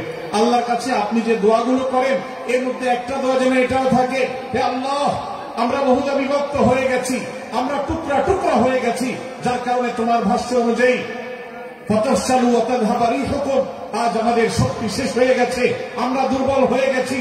আজ বাংলাদেশের বাস্তবতা যদি আমরা বলি, যে দেশে 90-95 ভাগ মানুষ মুসলমান, সে দেশে আজ হাতে গোনা কিছু নাস্তিক, কিছু ইসলাম বিদ্বেষী, মুসলমান বিদ্বেষীরা, তারা আমাদেরকে আজ উঠা বসা করায়, তারা আমাদের আইন নির্ধারণ করে, তারা আমাদের শাসক নির্ধারণ করে, তারা আমাদের সব বিষয়গুলোকে নির্ধারণ করে দেয়। আমাদের সন্তানরা পাঠ্যপুস্তকে কি পড়বে সেটাও ইসলাম বিদ্বেষীরাই ঠিক করে দেয়। ভাই আমার, এই অবস্থার যদি পরিবর্তন চায়, তাহলে আমাদের মধ্যকার দূরত্বগুলো কমাতে হবে। এই জন্য আপনার দোয়ার মধ্যে আল্লাহর কাছে নিবেদন করুন, আল্লাহ আপনি আমাদের মধ্যকার বিভেদগুলো কমিয়ে দিন, আল্লাহ আমাদের ওলামাদেরকে ঐক্যবদ্ধ করে দিন, আল্লাহ আমাদেরকে ইত্তেহাদ মাল ইখতিলাফ, বৈচিত্র্যময় ঐক্য, মতভিন্ন থাকা সত্ত্বেও মৌলিক বিষয় ঐক্যবদ্ধ হওয়ার তৌফিক দান করুন। সীসাডালা প্রাচীরের মতো আমাদেরকে কাঁধে কাঁধ মিলিয়ে আল্লাহ মুক্তার রাসূল সাল্লাল্লাহু আলাইহি ওয়াসাল্লামের আদেশ নিষেধকে ব্যক্তি, সমাজ, পরিবার, রাষ্ট্রের সর্বত্র বাস্তবায়নের জন্য কাজ করার তৌফিক দান করুন। আমরা আমাদের দোয়ার মধ্যে মুসলমানদের ঐক্যের জন্য দোয়া করবো তো ইনশাআল্লাহ, আল্লাহ তাআলা আমাদেরকে সেই তৌফিক দান করুন। ভাইরা আমার, তাহলে সূরা হুজুরাতের তৃতীয় শিক্ষা বলছিলাম, 9 থেকে 10 নম্বর আয়াতে আল্লাহ রাব্বুল আলামিন মুসলমানদের মধ্যে যদি কখনো বিবাদ, বিতণ্ডা, মারামারি, হানাহানি সৃষ্টি হয়, তাহলে সেটিকে মীমাংসা করবার কথা বলেছেন। অতএব যদি কোনো স্বামী স্ত্রীর মধ্যেও কখনো মনোমালিন্য তৈরি হয়, আপনার যদি সেখানে ভূমিকা রাখবার সুযোগ থাকে, আপনি চেষ্টা করবেন উভয়ের মধ্যে দূরত্বটা কমাবার জন্য। আমরা অনেকে আজকাল নামাজ কালাম পড়ি, রোজা রাখি, দাড়ি রাখি, অনেক ভালো ভালো কথা বলি, অথচ দুজনের মধ্যে গন্ডগোল লাগলে আমরা সেখানে এক পক্ষ হয়ে আরেক পক্ষকে আমরা খেপিয়ে তুলি। পারলে অনেকে চগলখড়ি করেন, প্রত্যেক পক্ষের কাছে গিয়ে অপর পক্ষের ব্যাপারে মিথ্যা কথা বলে তাদের মধ্যে ভেজালকে আরো বাড়িয়ে দেন। এই জন্য নবী সাল্লাল্লাহু আলাইহি ওয়াসাল্লামের ঐতিহাসিক হাদিস রয়েছে, লা ইয়াদখুলুল জান্নাতা নাম্মাম, যে ব্যক্তি চগলখড়ি করে, দুজনের মধ্যকার গন্ডগোল ফাসাদ বৃদ্ধিতে যে ব্যক্তি ভূমিকা রাখে, ভেজাল লাগায়, এই চগলখোর কখনো জান্নাতে যাবে না। আমাদের অনেকেরই এই দুঃস্বভাব আছে, এই খারাপ চরিত্র আছে। সূরা হুজুরাত, এই জন্য আমাদের আজকের যে সমাজ বাস্তবতা আছে, আমাদের যে ব্যাধি আছে ব্যক্তিগত পর্যায়ে, আমাদের পরিবারের সমাজের সর্বত্র যে ব্যাধিগুলো ছেয়ে গেছে, সূরা হুজরাতের প্রতিটি আয়াত যেন সেই ব্যাধির সবচেয়ে বড় মহৌষধ, সেজন্য সবচেয়ে বড় প্রতিষেধক, সেজন্য সবচেয়ে বড় সমাধান। এই জন্য আমি বলেছি শুরুতে, আমার যদি আল্লাহ শক্তি সামর্থ্য দিতে প্রত্যেক মুসলমানের হাতে পায়ে ধরে সূরা হুজরাতের 18টি আয়াত, প্রত্যেকটি আয়াত আমি আমার মুসলমান ভাইদেরকে বলতাম, বারবার পড়ুন, বারবার পাঠ করুন, বোঝার চেষ্টা করুন, জীবনকে পরিবর্তন করুন। এদেশে নামাজি মুসলমান আপনি কম বেশি পাবেন, এদেশে রোজাদার মুসলমান কম বেশি পাবেন, এদেশে হজ আদায়কারী মুসলমান কম বেশি পাবেন, এদেশে তাসবিরত মুসলমান কম বেশি পাবেন, কিন্তু এদেশে আচার আচরণ, কাজ কারবার, আখলাক এবং বান্দার হক এবং অধিকার, অন্যের অধিকার সংশ্লিষ্ট বিষয়ে সচেতন মুসলমান আপনি খুব বেশি পাবেন না। আর এই জন্যই আমাদের জান্নাতের পথে অনেক বড় অন্তরায় হয়ে আছে। আজ আমাদের চরিত্রগুলো নষ্ট হয়ে গেছে। আমরা নামে মুসলমান, আমরা চগলখড়ি করি, আমরা নামে মুসলমান, দুজনের মধ্যে গন্ডগোল সৃষ্টি করে দেই। গন্ডগোল আগে থেকে সৃষ্টি থাকলে সেটাকে বাড়াবার চেষ্টা করি। আমরা নামে মুসলমান, আমাদের শিষ্টাচার নেই, আদব নেই, লেহাজ নেই। এই জন্য সূরা হুজরাতের প্রতিটি আয়াত আমাদেরকে শিক্ষা দেয়। আল্লাহ তাআলা আমাদের সকলকে এই শিক্ষাগুলো আজকের এই মাহফিল থেকে আমাদের বুকের ভেতরে পরম যত্ন সহকারে নিয়ে যাওয়া এবং আমাদের জীবনকে পরিবর্তন করার তৌফিক দান করুন। ভাইরা আমার, তৃতীয় এই শিক্ষাটি শেষ করে আমি বলতে চাচ্ছি, চতুর্থ আয়াতে আল্লাহ রাব্বুল আলামিন আমাদেরকে বলেছেন, আমরা যেন কেউ কাউকে নিয়ে বিদ্রুপ না করি, ব্যঙ্গ না করি, কেউ কাউকে যেন বাজে নামে না ডাকি, কেউ যেন কাউকে খোঁচাখুচি না করি, কেউ যেন কারোর নাম বিকৃত করে তাকে না ডাকি। ভাইরা আমার, এই আয়াতটা আমি শুরুতে তেলাওয়াত করেছি। আল্লাহ বলেছেন, ইয়া আইয়ুহাল্লাযীনা আমানু লা ইয়াসখার কওমুন মিন কওমিন আসা আন ইয়াকুনু খায়রাম মিনহুম। হে ঈমানদারেরা, হে মুসলমানেরা, তোমাদের কেউ যেন অন্য কারোর নাম ধরে অন্য কাউকে ব্যঙ্গ, বিদ্রুপ, ঠাট্টা না করে। আমরা একে অন্যকে নিয়ে ঠাট্টা করি, কি করি না? বিদ্রুপ করার রোগ আমাদের মধ্যে আছে না নাই? ভাইরা আমার, জাগতিক বিষয় তো আছেই, এমনকি দুর্ভাগ্যজনক বাস্তবতা হলো ধর্মের নামে, ইসলামের নামে একদল মুসলমান অপর দল মুসলমানকে নিয়ে হাসি, ব্যঙ্গ, বিদ্রুপ, রাশারাশি এবং নাম বিকৃত করা এবং খোঁচাখুচি করা, এই কাজগুলো আমাদের মধ্যে আছে না নাই? আমরা যারা ইসলামের খেদমত মনে করে আমার ভিন্ন মতের, ভিন্ন দলের মুসলমানকে খোঁচাখুচি করি, আমরা যারা আল্লাহর খেদমত মনে করে, ইসলামের সেবা মনে করে, দাওয়াতের কাজ মনে করে, ইসলাম প্রচার মনে করে ভিন্ন মতের অন্য দলের মুসলমানকে নিয়ে ব্যঙ্গ, বিদ্রুপ আর হাসাহাসি করি, তাদেরকে সোশ্যাল মিডিয়াতে, অনলাইনে, অফলাইনে তুচ্ছ-তাচ্ছিল্য করি, আল্লাহর শপথ করে বলছি, এটা ইসলামের সেবা নয়, এটা হলো প্রবৃত্তির পূজা, এটা হলো আপনার নফসের পূজা, এটা হলো আপনার প্রবৃত্তির গোলামি করা, এটা আল্লাহর গোলামি নয়, এটা ইসলামের খেদমত না, এটা ইসলামের 12টা বাজানো। ভাইরা আমার, কোন অবস্থাতে একজন মুসলমান অন্য মুসলমানকে নিয়ে ব্যঙ্গ, বিদ্রুপ করতে পারে না। আমার মুসলমান ভাই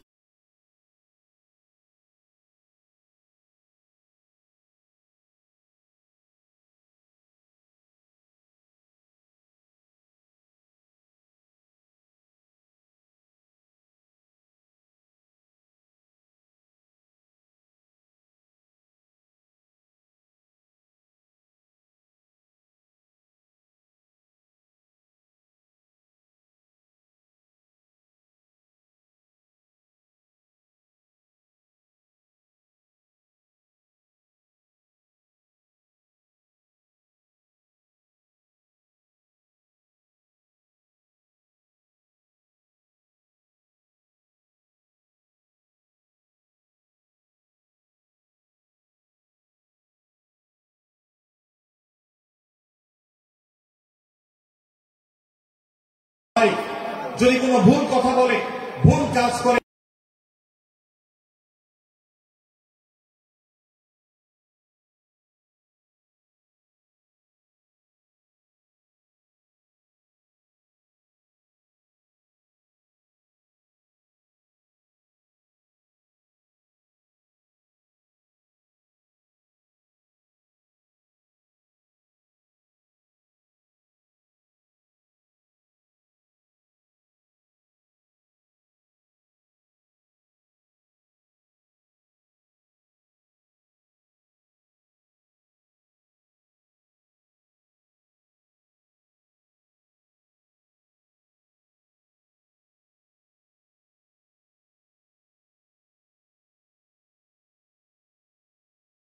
জাহান্নামে। আমরা এনজয় করি, আমরা হাসাহাসি করি, আমাদের রুচি নষ্ট হতে হতে আজ এই পর্যায়ে এসেছে যে এটা আমাদের এনজয়ের বিষয় হয়েছে, এটা আমাদের আনন্দের বিষয় হয়েছে।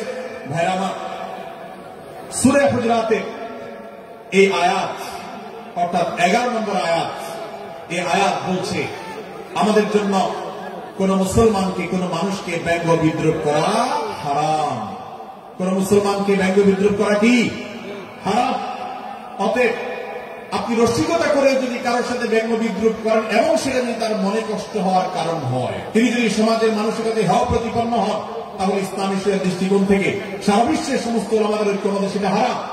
আমরা চুরি করা হারাম জানি, আমরা ডাকাতি করা হারাম জানি, আমরা মাদক সেবন করা হারাম জানি, আমরা নামাজ ত্যাগ করা হারাম জানি। এই সমস্ত হারাম থেকে আমরা অনেকেই বেঁচে থাকি, কিন্তু আমি আমার মুসলমান ভাইয়ের চরিত্র হনন করছি, শুধুমাত্র সাধারণ জীবনযাত্রার ক্ষেত্রে করছি তা নয়, এমনকি ধর্মের নামে, ইসলাম প্রচারের নামে, দাওয়াতের নামে আমরা আমাদের প্রতিপক্ষ মুসলমান ভাইকে নিয়ে অনেক সময় ব্যঙ্গ বিদ্রুপ করি, হাসাহাসি করি, তাকে ছোট করি, তাচ্ছিল্য করি, হেয় করি, তার সম্মানহানি করি।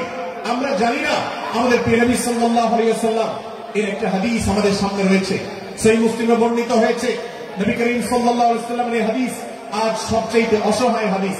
অসহায় হাদিস এই জন্য বললাম যে আজকের এই হাদিসের উপরে কেউ আমল করে না, এই হাদিসটাকে কেউ পাত্তা দেয় না, এই হাদিসকে কেউ গুরুত্ব দেয় না। অথচ এই হাদিস প্রত্যেক মুসলমানের বুকে বুকে ঝুলিয়ে রাখা দরকার। এই হাদিস আমাদের ঘরে ঘরে ঝুলানো দরকার। এই হাদিস আমাদের অফিসগুলোতে শোভা পাওয়া দরকার। এই হাদিস আমাদের জীবনে বাস্তবায়ন হওয়া দরকার। নবী করিম সাল্লাল্লাহু আলাইহি ওয়াসাল্লাম সেই হাদিস বর্ণনা করেছেন।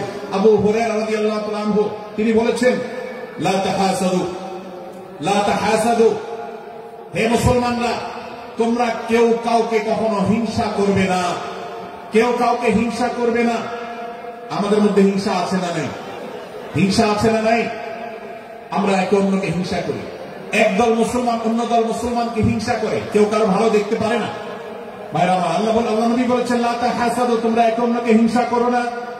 ওয়ালা তানাজাসু, কেনা বেচা করতে গিয়ে কেউ কাউকে ধোঁকা দিও না, প্রতারণা করো না। ওয়ালা তাবাগাদু, তোমরা একে অন্যের সাথে শত্রুতা বিদ্বেষ পোষণ করবে না। ওয়ালা তাদাবারু, তোমাদের কেউ যেন কারোর পেছনে লেগে না থাকে, কাউকে অবজ্ঞা যেন না করে। ওয়ালা ইয়াবি আহাদুকুম আলা বাই'i আখিহি, এবং তোমাদের কেউ যেন আরেকজনের কেনাবেচার উপরে সেখানে ইন্টারফেয়ার করে সে যেন সেখানে কোন প্রকার ক্ষতিগ্রস্ত কাউকে না করে। ওয়া কুনু ইবাদাল্লাহি ইখওয়ানা, হে মুসলমানরা, তোমরা আল্লাহর বান্দা, ভাই ভাই হয়ে থাকো। তোমাদের মধ্যে মত পার্থক্য থাকুক, দলগত মত পার্থক্য, অবস্থানগত মত পার্থক্য, ধর্মগত মত পার্থক্য, মাযহাব মাসলাকগত মত পার্থক্য থাকুক, কিন্তু তোমরা আল্লাহর বান্দা, ভাই ভাই হয়ে থাকো। এক দলের মুসলমানকে আল্লাহ তাআলা ভাই ভাই হতে বলেন নাই, এক গ্রুপের মুসলমানকে আল্লাহ ভাই ভাই হতে বলেন নাই, এক দলের মুসলমানকে আল্লাহ ভাই ভাই হতে বলেন নাই, নিজ দলের মুসলমানের সাথে আল্লাহ ভাই ভাই থাকতে বলেন নাই। আল্লাহ বলেছেন সকল মুসলমানদের সাথে ভাই ভাই হয়ে থাকার জন্য, ভ্রাতৃত্বের বন্ধনে থাকার জন্য। এই জন্য আল্লাহ নবী সাল্লাল্লাহু আলাইহি ওয়াসাল্লাম সে নির্দেশ করেছেন। আল্লাহ নবী সাল্লাল্লাহু আলাইহি ওয়াসাল্লাম আরো বলেছেন, আল মুসলিমু আখুল মুসলিম, মুসলমান মুসলমানের ভাই, লা ইয়াজলিমুহু ওয়ালা ইয়াখযুলুহু, কোন মুসলমান কোন মুসলমানকে জুলুম করতে পারে না, তার আইল ঢেলতে পারে না, তার জমি দখল করতে পারে না, তার অধিকার নষ্ট করতে পারে না, তাকে কথা দিয়ে অত্যাচার করতে পারে না। ওয়ালা ইয়াখযুলুহু, তাকে অপমানিত করতে পারে না, লাঞ্ছিত করতে পারে না। ওয়ালা ইয়াকযিবুহু, তার সাথে মিথ্যা বলতে পারে না। ওয়ালা ইয়াফতিরহু, তাকে তাচ্ছিল্য করতে পারে না। আত্তাকওয়া হাহুনা, আত্তাকওয়া হাহুনা, আত্তাকওয়া হাহুনা। নবীজি তিনবার নিজের বুকের দিকে তাকিয়ে দেখিয়েছেন, তাকওয়া এখানে, তাকওয়া এখানে, তাকওয়া এখানে।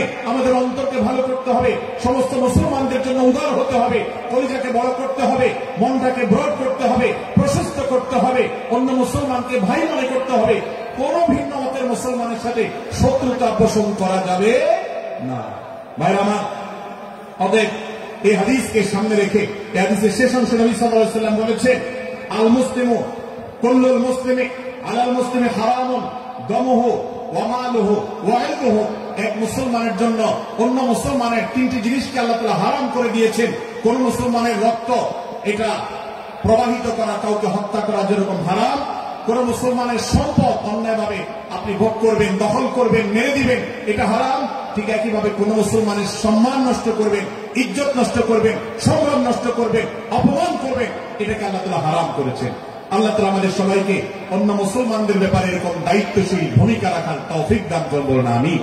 ভাইরা আমার, সূরা হুজুরাতের 4 নম্বর আয়াতের এই শিক্ষাকে ধারণ করে আমরা কারোর প্রতি ব্যঙ্গাত্মক আচরণ করব না। অনেক মুসলমান আছেন অন্য মুসলমানদের নাম ধরে ধরে বিদ্রুপ ব্যঙ্গ করেন, নাম বিকৃত করেন। অনেক সময় আমরা রসিকতা করেও আমাদের অনেকের নাম বিকৃত করি। আল্লাহ সুবহানাহু ওয়া তাআলা এটাকে হারাম করেছেন।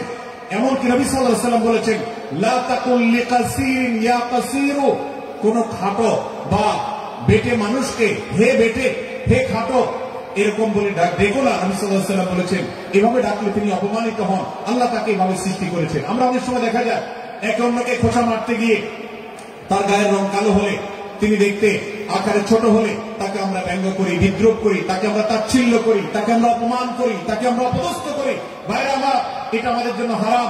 আমি আবার বলছি, চুরি হারাম আমরা জানি, ডাকাতি হারাম আমরা জানি, আমরা অন্যান্য হারামের কথা জানি, কিন্তু এই যে এক মুসলমান অন্য মুসলমানের অধিকার নষ্ট করা হারাম, এটা আমরা জানি না। এক মুসলমান অন্য মুসলমানের নাম বিকৃত করা হারাম, এটা আমরা জানি না।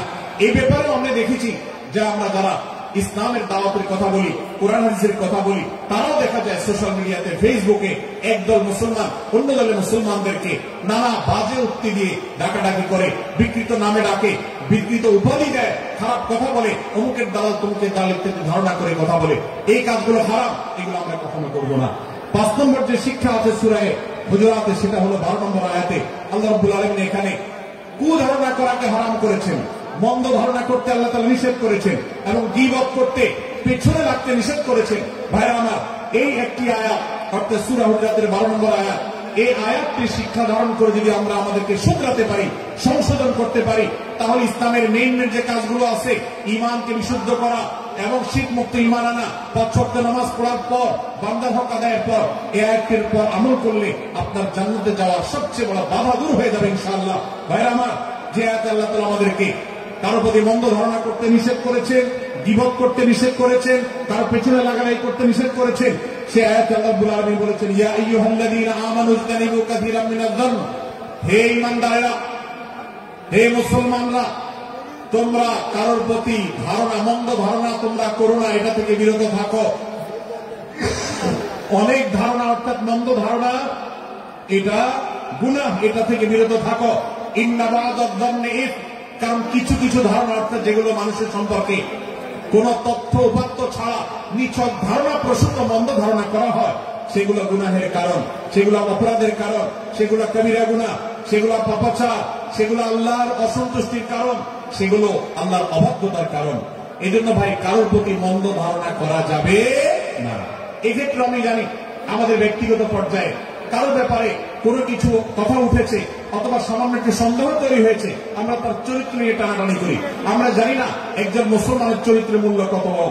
আমার কাছে সুস্পষ্ট প্রমাণ আসার আগ পর্যন্ত কোন মুসলমানের চরিত্র নিয়ে আমার ব্লেম করবার কোন অধিকার আমার নাই। এই জন্য একজন মুসলমান কখনো কারোর প্রতি একটু ধারণা করবে না, মন্দ ধারণা পোষণ করবে না, খারাপ ধারণা পোষণ করবে না। আল্লাহ তাআলা আমাদেরকে এমন মুসলমানের সম্পর্কে খারাপ ধারণা করা থেকে বেঁচে থাকার তৌফিক দান করুন। ভাইরা আমার, কিছুটা বিশৃঙ্খলা দেখা যাচ্ছে। আমরা আপনাদেরকে বিনীতভাবে অনুরোধ করতে চাই, অনুগ্রহ করে সবাই বসে পড়ুন। যারা দাঁড়িয়ে আছেন তারা একটু বসে পড়ুন, সবাই যার যার দায়িত্বে বসে যান। আপনি আরেকজনের চিন্তা না করে আপনি একটু বসে যান। ভলান্টিয়ার ভাইরা, প্যান্ডেলের ভেতরে পেছনে কি হচ্ছে আপনারা একটু দেখুন। ডান পাশে যে সমস্ত ভাইরা আছেন, ভাইরা আপনারা আমার কথা শুনুন। ডান পাশে, আমার প্যান্ডেলের ডান পাশে যারা আছেন, আপনাদেরকে আমরা অনুরোধ করছি, ওয়াজ মাহফিলের মঞ্চে, তাফসীর কোরআন মাহফিলের প্যান্ডেলে এসে আমরা যদি বিবাদ বিতণ্ডায় লিপ্ত হই, আমরা সে বিষয়ে আলোচনা করছি, আল্লাহর ওয়াস্তে আমরা বিবাদ বিতণ্ডা বন্ধ করি। আপনারা একটু শান্ত হন, আল্লাহর জন্য একটু সবর করেন। ভাইরা আমার, এদিকে যে কিছুটা বিশৃঙ্খলা দেখা যাচ্ছে, আপনাদেরকে আমরা অনুরোধ করছি আপনারা একটু বিশৃঙ্খলা বন্ধ করুন। ভাইরা, এখানে যারা দাঁড়িয়ে আছেন সবাই বসে যান, সবাই বসে যান, সবাই বসে যান। যশোরের মানুষের দুর্নাম হোক, আপনারা কি চান? আপনারা কি চান যশোরের মানুষের দুর্নাম হোক? তাহলে আশপাশে ভাইরা আমাদেরকে সবাইকে বসাই দেন, বসাই দেন, কাউকে দাঁড়ায় থাকতে দিবেন না। ভাই সবাই বসে, সবাই বসে যান। এখানে যারা দাঁড়িয়ে আছেন সবাই বসে, অনুগ্রহ করে সবাই ধৈর্য ধারণ করেন এবং বসে। আজকের মাহফিল সুন্দরভাবে শেষ হোক। আপনারা কি চান কি চান না ভাই? আপনারা কি চান কি চান না? যদি আপনারা চান, অনুগ্রহ করে আমার ডান পাশে যারা বিশৃঙ্খলা করছেন তারা বসে যান। আপনাদেরকে আমরা অনুরোধ করছি এখান থেকে বসে যান। আপনারা কি ডক্টর মিজানুর রহমান আজহারীর সাথে আলোচনা শুনতে চান কি চান না? যদি চান তাহলে মেহেরবানি করে আওয়াজ বন্ধ করে পরিবেশ শান্ত করে। এখানে অল্প কিছু মানুষের মধ্যে বিশৃঙ্খলা দেখা যাচ্ছে। কোন কারণে এত বড় মাহফিল, এত মানুষের, লাখো লাখো মানুষের সমাগম, এখানে কোনো কারণে ঝামেলা হতেই পারে। কিন্তু আমরা অনুগ্রহ করে ধৈর্য ধারণ করি। ধৈর্য কোথায়? সবাই বসে যায়, সবাই বসে যান, আওয়াজ বন্ধ করে। ভলান্টিয়ার ভাইয়েরা এদিকে বিনয়ের সাথে মানুষদেরকে বসানোর জন্য চেষ্টা করেন। আশপাশের যারা আছেন বসে, তারা দাঁড়ানো ভাইদেরকে হাতে পায়ে ধরে বসান। সবাই সবাইকে টান দিয়ে বসান। ভাই এই পাশে যারা বিশৃঙ্খল আচরণ করছেন তারা আপনারা একটু বসেন। আপনার যদি বিশৃঙ্খল আচরণ না থামান তাহলে সেক্ষেত্রে মাহফিল সুন্দরভাবে শেষ করা যাবে না। আমার আলোচনার শেষের দিকে আমরা আলোচনা শেষ করে এসে নামাজ পড়বো, তারপরে আমাদের শেষ অধিবেশন হবে ইনশাআল্লাহ।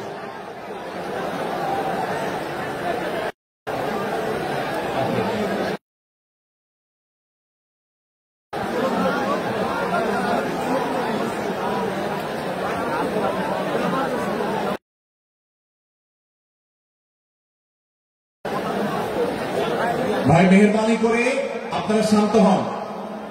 আমাদের আলোচনার পর আজকের আমাদের প্রধান আকর্ষণ এবং প্রধান বক্তা ডক্টর মিজানুর রহমান আজহারী হাফিজাহুল্লাহ তিনি আসবেন, তিনি আলোচনা করবেন। তারপরে আমরা মাঠে ইনশাআল্লাহ সবাই জামাতের সাথে ইশার সালাত আদায় করব। আমি কয়েক মিনিটের মধ্যে আলোচনা শেষ করব, আপনারা মেহেরবানি করে শান্ত হন। জাযাকুমুল্লাহ খাইর। ভাইরা আমার, আমি যে জায়গাটা ছিলাম, সূরা হুজরাতের 12 নম্বর আয়াতে আল্লাহ রাব্বুল আলামিন আমাদেরকে সূরা হুজরাতের পঞ্চম শিক্ষা দিয়েছেন। মুসলমানদের জন্য যা গুরুত্বপূর্ণ তা হলো আমরা কারোর প্রতি মন্দ ধারণা করব না। এই ক্ষেত্রে ডক্টর আব্দুল্লাহ জাহাঙ্গীর রহমাহুল্লাহর একটা উক্তি আমার মনে পড়ে। তিনি বলেছেন যে আজ আমাদের যারা ধর্ম চর্চা করি, আমরা যারা নিজেদেরকে প্র্যাকটিসিং মুসলমান মনে করি, আমাদের সবচেয়ে হুজুরদের সবচেয়ে পছন্দের গুনাহ হলো মন্দ ধারণা করা, অন্যের ব্যাপারে খারাপ ধারণা করা। অমুক অমুকের দালাল, তমুক তমুকের দালাল, কোন তথ্য উপাত্ত ভিত্তি প্রমাণ ছাড়া নিছক ধারণার উপর ভিত্তি করে অন্য মুসলমান ভাইকে আমি এরকম নানা তকমা দিয়ে আমরা কবিরা গুনাহে লিপ্ত হচ্ছি। আমরা এই বদ ধারণা করা, মন্দ ধারণা করা যে কবিরা গুনাহ অনেকে জানি না। অনেকের পেছনে লাগছে, অনেকের ওয়াজ শুনছি দোষ বাই করার জন্য, স্ট্যাটাস পড়ছি ভুল বাই করার জন্য। এই যে মানুষের পেছনে লাগা, এটা আল্লাহ তাআলা নিষেধ করেছেন, ওয়ালা তাজাসসু, তোমরা কেউ কারোর ছিদ্র অন্বেষণ করা, দোষ আবিষ্কার করার চেষ্টা করবে না, এবং কেউ কারোর গীবত শিকায়াত করবে না। এই আয়াতে আমাদেরকে কেউ কারোর পেছনে পরনিন্দা করতে নিষেধ করেছেন। ইসলাম বলে আমরা মানুষের সামনে মানুষের ভুলের কথাগুলো বলবো বিনয়ের সাথে, যাতে তিনি সংশোধিত হন, আর তার পেছনে প্রশংসা করব। আমরা করি উল্টা, আমরা মানুষের সামনে এসে মানুষের প্রশংসা করি আর তার পেছনে গিয়ে তার দুর্নাম করি। ইসলামকে যদি আমরা মানতাম সমাজটা সুন্দর হয়ে যেত।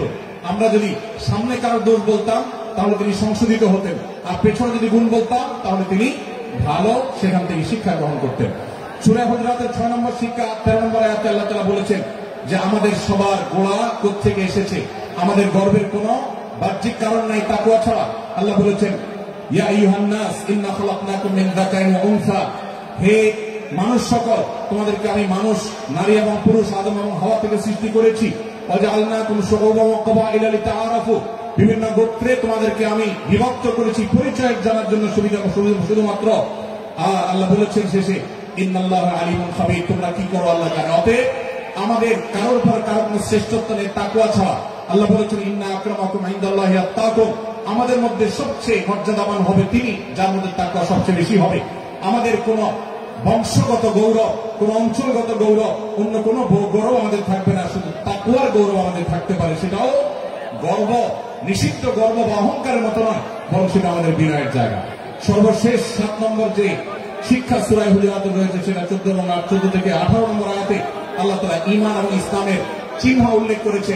যে 6টা শিক্ষা উল্লেখ করা হয়েছে, এর আলোকে মুসলমানকে, মুনাফিককে সেটা নিরূপণ হবে। এই জন্য আল্লাহ তাআলা শেষে এটি উল্লেখ করেছেন। এই 7টি শিক্ষাকে ধারণ করে আমরা আমাদেরকে ভালো মুসলমান হিসেবে গড়ে তোলার চেষ্টা করব, আমাদের জীবনকে সাজাবার চেষ্টা করব। আল্লাহ তাআলা আমাদের সবাইকে তৌফিক দান করুন। আমি আবার এক নজরে বলে শেষ করছি, সূরা হুজুরাত কোরআনে কারীমের 26তম পারা, একটি সূরা, 49 নম্বর সূরা, কোরআনের 18টি আয়াতের আছে। প্রথম থেকে 5 নম্বর আয়াত পর্যন্ত আল্লাহ রাসূলের সাথে আদব লেহাজ বজায় রাখা, শিষ্টাচার মেনটেন করা এবং সম্মানীয় ব্যক্তিদের সাথে এখান থেকে আমরা শিক্ষা নিয়ে আদব লেহাজ বজায় রাখা, তাদের সামনে আগ বেড়ে কথা না বলা, আগ বেড়ে কাজ না করা, উচ্চকণ্ঠে কথা না বলা, শিক্ষা আল্লাহ দিয়েছেন। দ্বিতীয়ত, আমাদেরকে কোন সংবাদ, বিশেষ করে অনির্ভরযোগ্য তথ্যের সংবাদ শুনে আমাদেরকে কারো ব্যাপারে ধারণা করার আগে আল্লাহ তাআলা আমাদেরকে যাচাই করার শিক্ষা দিয়েছেন। আমরা যেন গুজবে, আমরা যেন ধারণা প্রসূত কোন তথ্যে আমরা যেন কান না দেই, সেই শিক্ষা আল্লাহ আমাদেরকে দিয়েছেন। এটি 6 থেকে 8 নম্বর আয়াতে, 9 থেকে 10 নম্বর আয়াতে আল্লাহ তাআলা মুসলমানদের দুই গ্রুপের মধ্যে গন্ডগোল দেখা দিলে মীমাংসা করতে বলেছেন। এবং 4 নম্বর শিক্ষা 11 নম্বর আয়াতে বিদ্রুপ করতে নিষেধ করেছেন আল্লাহ তাআলা, কারণ নাম ধরে ব্যঙ্গ করাকে হারাম করা হয়েছে। এবং 5 নম্বর শিক্ষা 12 নম্বর আয়াতে আল্লাহ তাআলা দিয়েছেন, কারো প্রতি মন্দ ধারণা করা যাবে না, কারো পেছনে লাগা যাবে না, এবং কারো মন্দ নামে কাউকে ডাকা যাবে না, কারো সমালোচনা তার পেছনে করা যাবে না, এগুলোকে হারাম করা হয়েছে। 6 নম্বর শিক্ষা 13 নম্বর আয়াতে আল্লাহ বলেছেন, আমাদের সবার মধ্যে কারোর কোনো শ্রেষ্ঠত্ব নাই তাকওয়া ছাড়া। যার তাকওয়া যত বেশি, আল্লাহ ভীতি যত বেশি, তিনি আল্লাহর কাছে তত শ্রেষ্ঠ এবং সেরা। 7 নম্বর সর্বশেষ শিক্ষা হলো 14 থেকে 18 নম্বর আয়াতে আল্লাহ রাব্বুল আলামিন ঈমানদারদের আলামত, মুনাফিকদের আলামত উল্লেখ করেছেন। সেখান থেকে শিক্ষা নিয়ে আমরা আমাদের ঈমানকে পরখ করার চেষ্টা করব, আমাদের আমলকে পরখ করার চেষ্টা করব। আল্লাহ তাআলা আমাদেরকে সূরা হুজুরাতের আলোকে আমাদের জীবনকে গঠন করার তৌফিক দান করবেন, আমিন। আল্লাহ তাআলা আমাদের সবাইকে আজকের এই তাফসীর কোরআন মাহফিল থেকে সূরা হুজুরাতের এই 7টি শিক্ষাকে ধারণ করে ভালো মুসলমান, যে মুসলমান সম্পর্কে নবীজি বলেছেন আল মুসলিমু আখুল মুসলিম, মুসলমান মুসলমানের ভাই।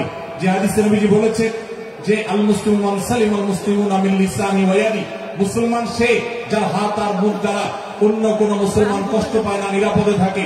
আমরা আমাদের সমাজকে শান্তিপূর্ণ সুশৃঙ্খল রাখতে হলে আমাদেরকে মুসলমান হতে হবে, ভালো মানুষ হতে হবে। আমাদের হাত মুখ দ্বারা কেউ কষ্ট পাবে না, কারো হক নষ্ট করব না, কারো অধিকার নষ্ট করব না, কারো কষ্টের কারণ হব না, কাউকে আঘাত করব না, কাউকে গালি দিব না, কারোর কোন প্রকার অধিকার খর্ব করব না, জুলুম করব না। আল্লাহ তাআলা আমাদের সবাইকে কোরআন এবং হাদিস যে মুসলিমের চিত্র অঙ্কন করেছে, কোরআন এবং হাদিসে মুসলিমের যে রূপরেখা বর্ণনা করেছে, কোরআন এবং হাদিসে যে আদর্শ মুসলমানের চিত্র উপস্থাপন করেছে, আল্লাহ আমাকে, আপনাকে, আমাদের সবাইকে সেই মুসলমান হওয়ার তৌফিক দান করবেন, আমিন। ভাই আমার, আমরা মুসলমানরা যদি কোরআন হাদিসের আলোকে সে আদর্শ মুসলমান হতে পারি, বিশ্বের মানচিত্র পরিবর্তন হতে সময় লাগবে না, বাংলাদেশের পরিস্থিতি পরিবর্তন হতে সময় লাগবে না। তবে সবকিছুর আগে আমাদেরকে বদলাতে হবে, আমাদেরকে মুসলমান হতে হবে, কোরআন এবং হাদিসের বাস্তব অনুসারী হতে হবে। প্রকৃত কোরআন হাদিসের অনুসারী হতে পারলে ইনশাআল্লাহ ইসলামের জয় হবে, কোরআন হাদিসের বিজয় হবে, মুসলমানদের বিজয় হবে, মুসলমানদের দুর্দিনের পরিবর্তন আসবে। আমরা বিশ্ববাসীকে দেখাতে পারবো আমরা সবচেয়ে আদর্শবাদী, আমরা বিশ্বের মানবতার সবচেয়ে বড় আমরা অনুসারী এবং মানবতাকে সবচেয়ে বেশি প্রতিষ্ঠাকারী। আল্লাহ তাআলা আমাদের সবাইকে, বিশ্ব মানবতাকে, আমাদের ইসলামের সৌন্দর্যকে আমাদের ব্যক্তি জীবনে চর্চা করার মধ্য দিয়ে, পরিবার এবং সমাজের চর্চা করার মধ্য দিয়ে ইসলামের সৌন্দর্যকে আল্লাহ তাআলা তুলে ধরার তৌফিক দান করুন। জাযাকুমুল্লাহু খায়রা ওয়া আখিরু দাওয়ানা আলহামদুলিল্লাহি রাব্বিল আলামিন। আসসালামু আলাইকুম ওয়া রাহমাতুল্লাহি ওয়া বারাকাতুহু। নারায়ে তাকবীর, লিল্লাহি তাকবীর। আল কোরআনের আলো, সংসদে চালো, বুকের মধ্যে চালো। সংগ্রামী তাওহীদি জনতা, 3 দিন ব্যাপী ঐতিহাসিক তাফসীরুল কোরআন মাহফিলের শেষ দিনের সমাপনী অংশে এই মুহূর্তে আমাদের মাঝে উপস্থিত হবেন বাংলাদেশের আলোচিত আলেমে দ্বীন, আন্তর্জাতিক খ্যাতি সম্পন্ন মুফাসসিরে কোরআন ডক্টর মিজানুর রহমান আজহারী সাহেব।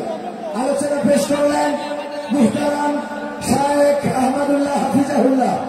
ডান দিকে যারা মাহফিলে বিশৃঙ্খলা করছেন, আমরা জানি এই জাতীয় বিশৃঙ্খলা করে মোবাইল চুরি করে এবং মানিব্যাগ চুরি করে।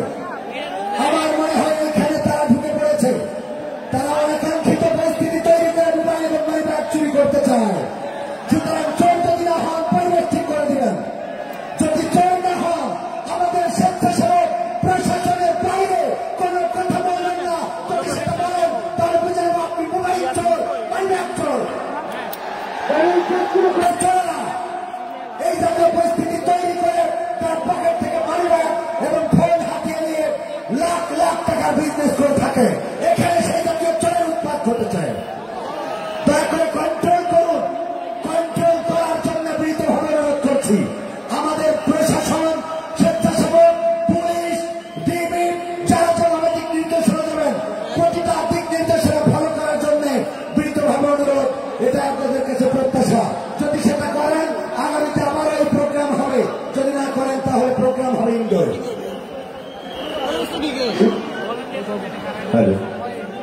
সুপ্রিয় হাজির, আমাদের প্রধান আকর্ষণ বাংলাদেশের তাফসিরুল কোরআন মাহফিলের পাঞ্জেরি তরুণ প্রজন্মের নতিজা ডক্টর মিজানুর রহমান আজহারি হাফিজুল্লাহ কিছুক্ষণের মধ্যে উপস্থিত হবেন।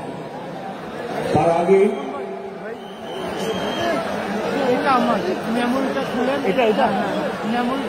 আমি একটু হারানো বিজ্ঞপ্তিগুলো বলতে চাই, এটা খুব জরুরি, এজন্যই বলছি। 6টি বাচ্চা পাওয়া গেছে, কন্ট্রোল রুমে আছে, আমাদের এখানেই আছে, আমাদের এই ডান পাশে স্টেজের ডান পাশে আছে। 6টি বাচ্চা পাওয়া গেছে। যাদের পাওয়া গেছে তাদের নাম আমি বলছি।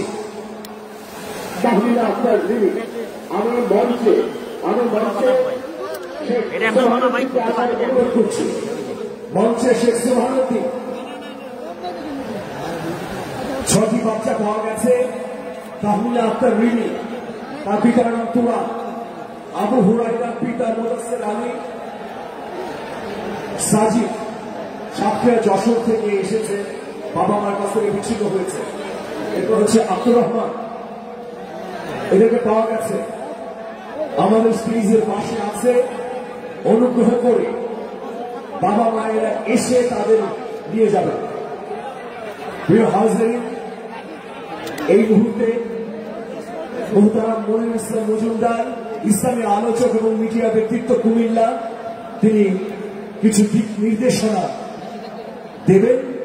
আমাদের প্রধান আলোচক মোহতারাম ডক্টর মিজানুর রহমান আজহারি হাফিজুল্লাহ উপস্থিত হবার আগে এবার দিক নির্দেশনামূলক বক্তব্য রাখছেন। সংক্ষেপে দিক নির্দেশনা দিচ্ছেন আমাদের পরম শ্রদ্ধেয় আলোচক ডক্টর মিজানুর রহমান আজহারি হুজুরের মামা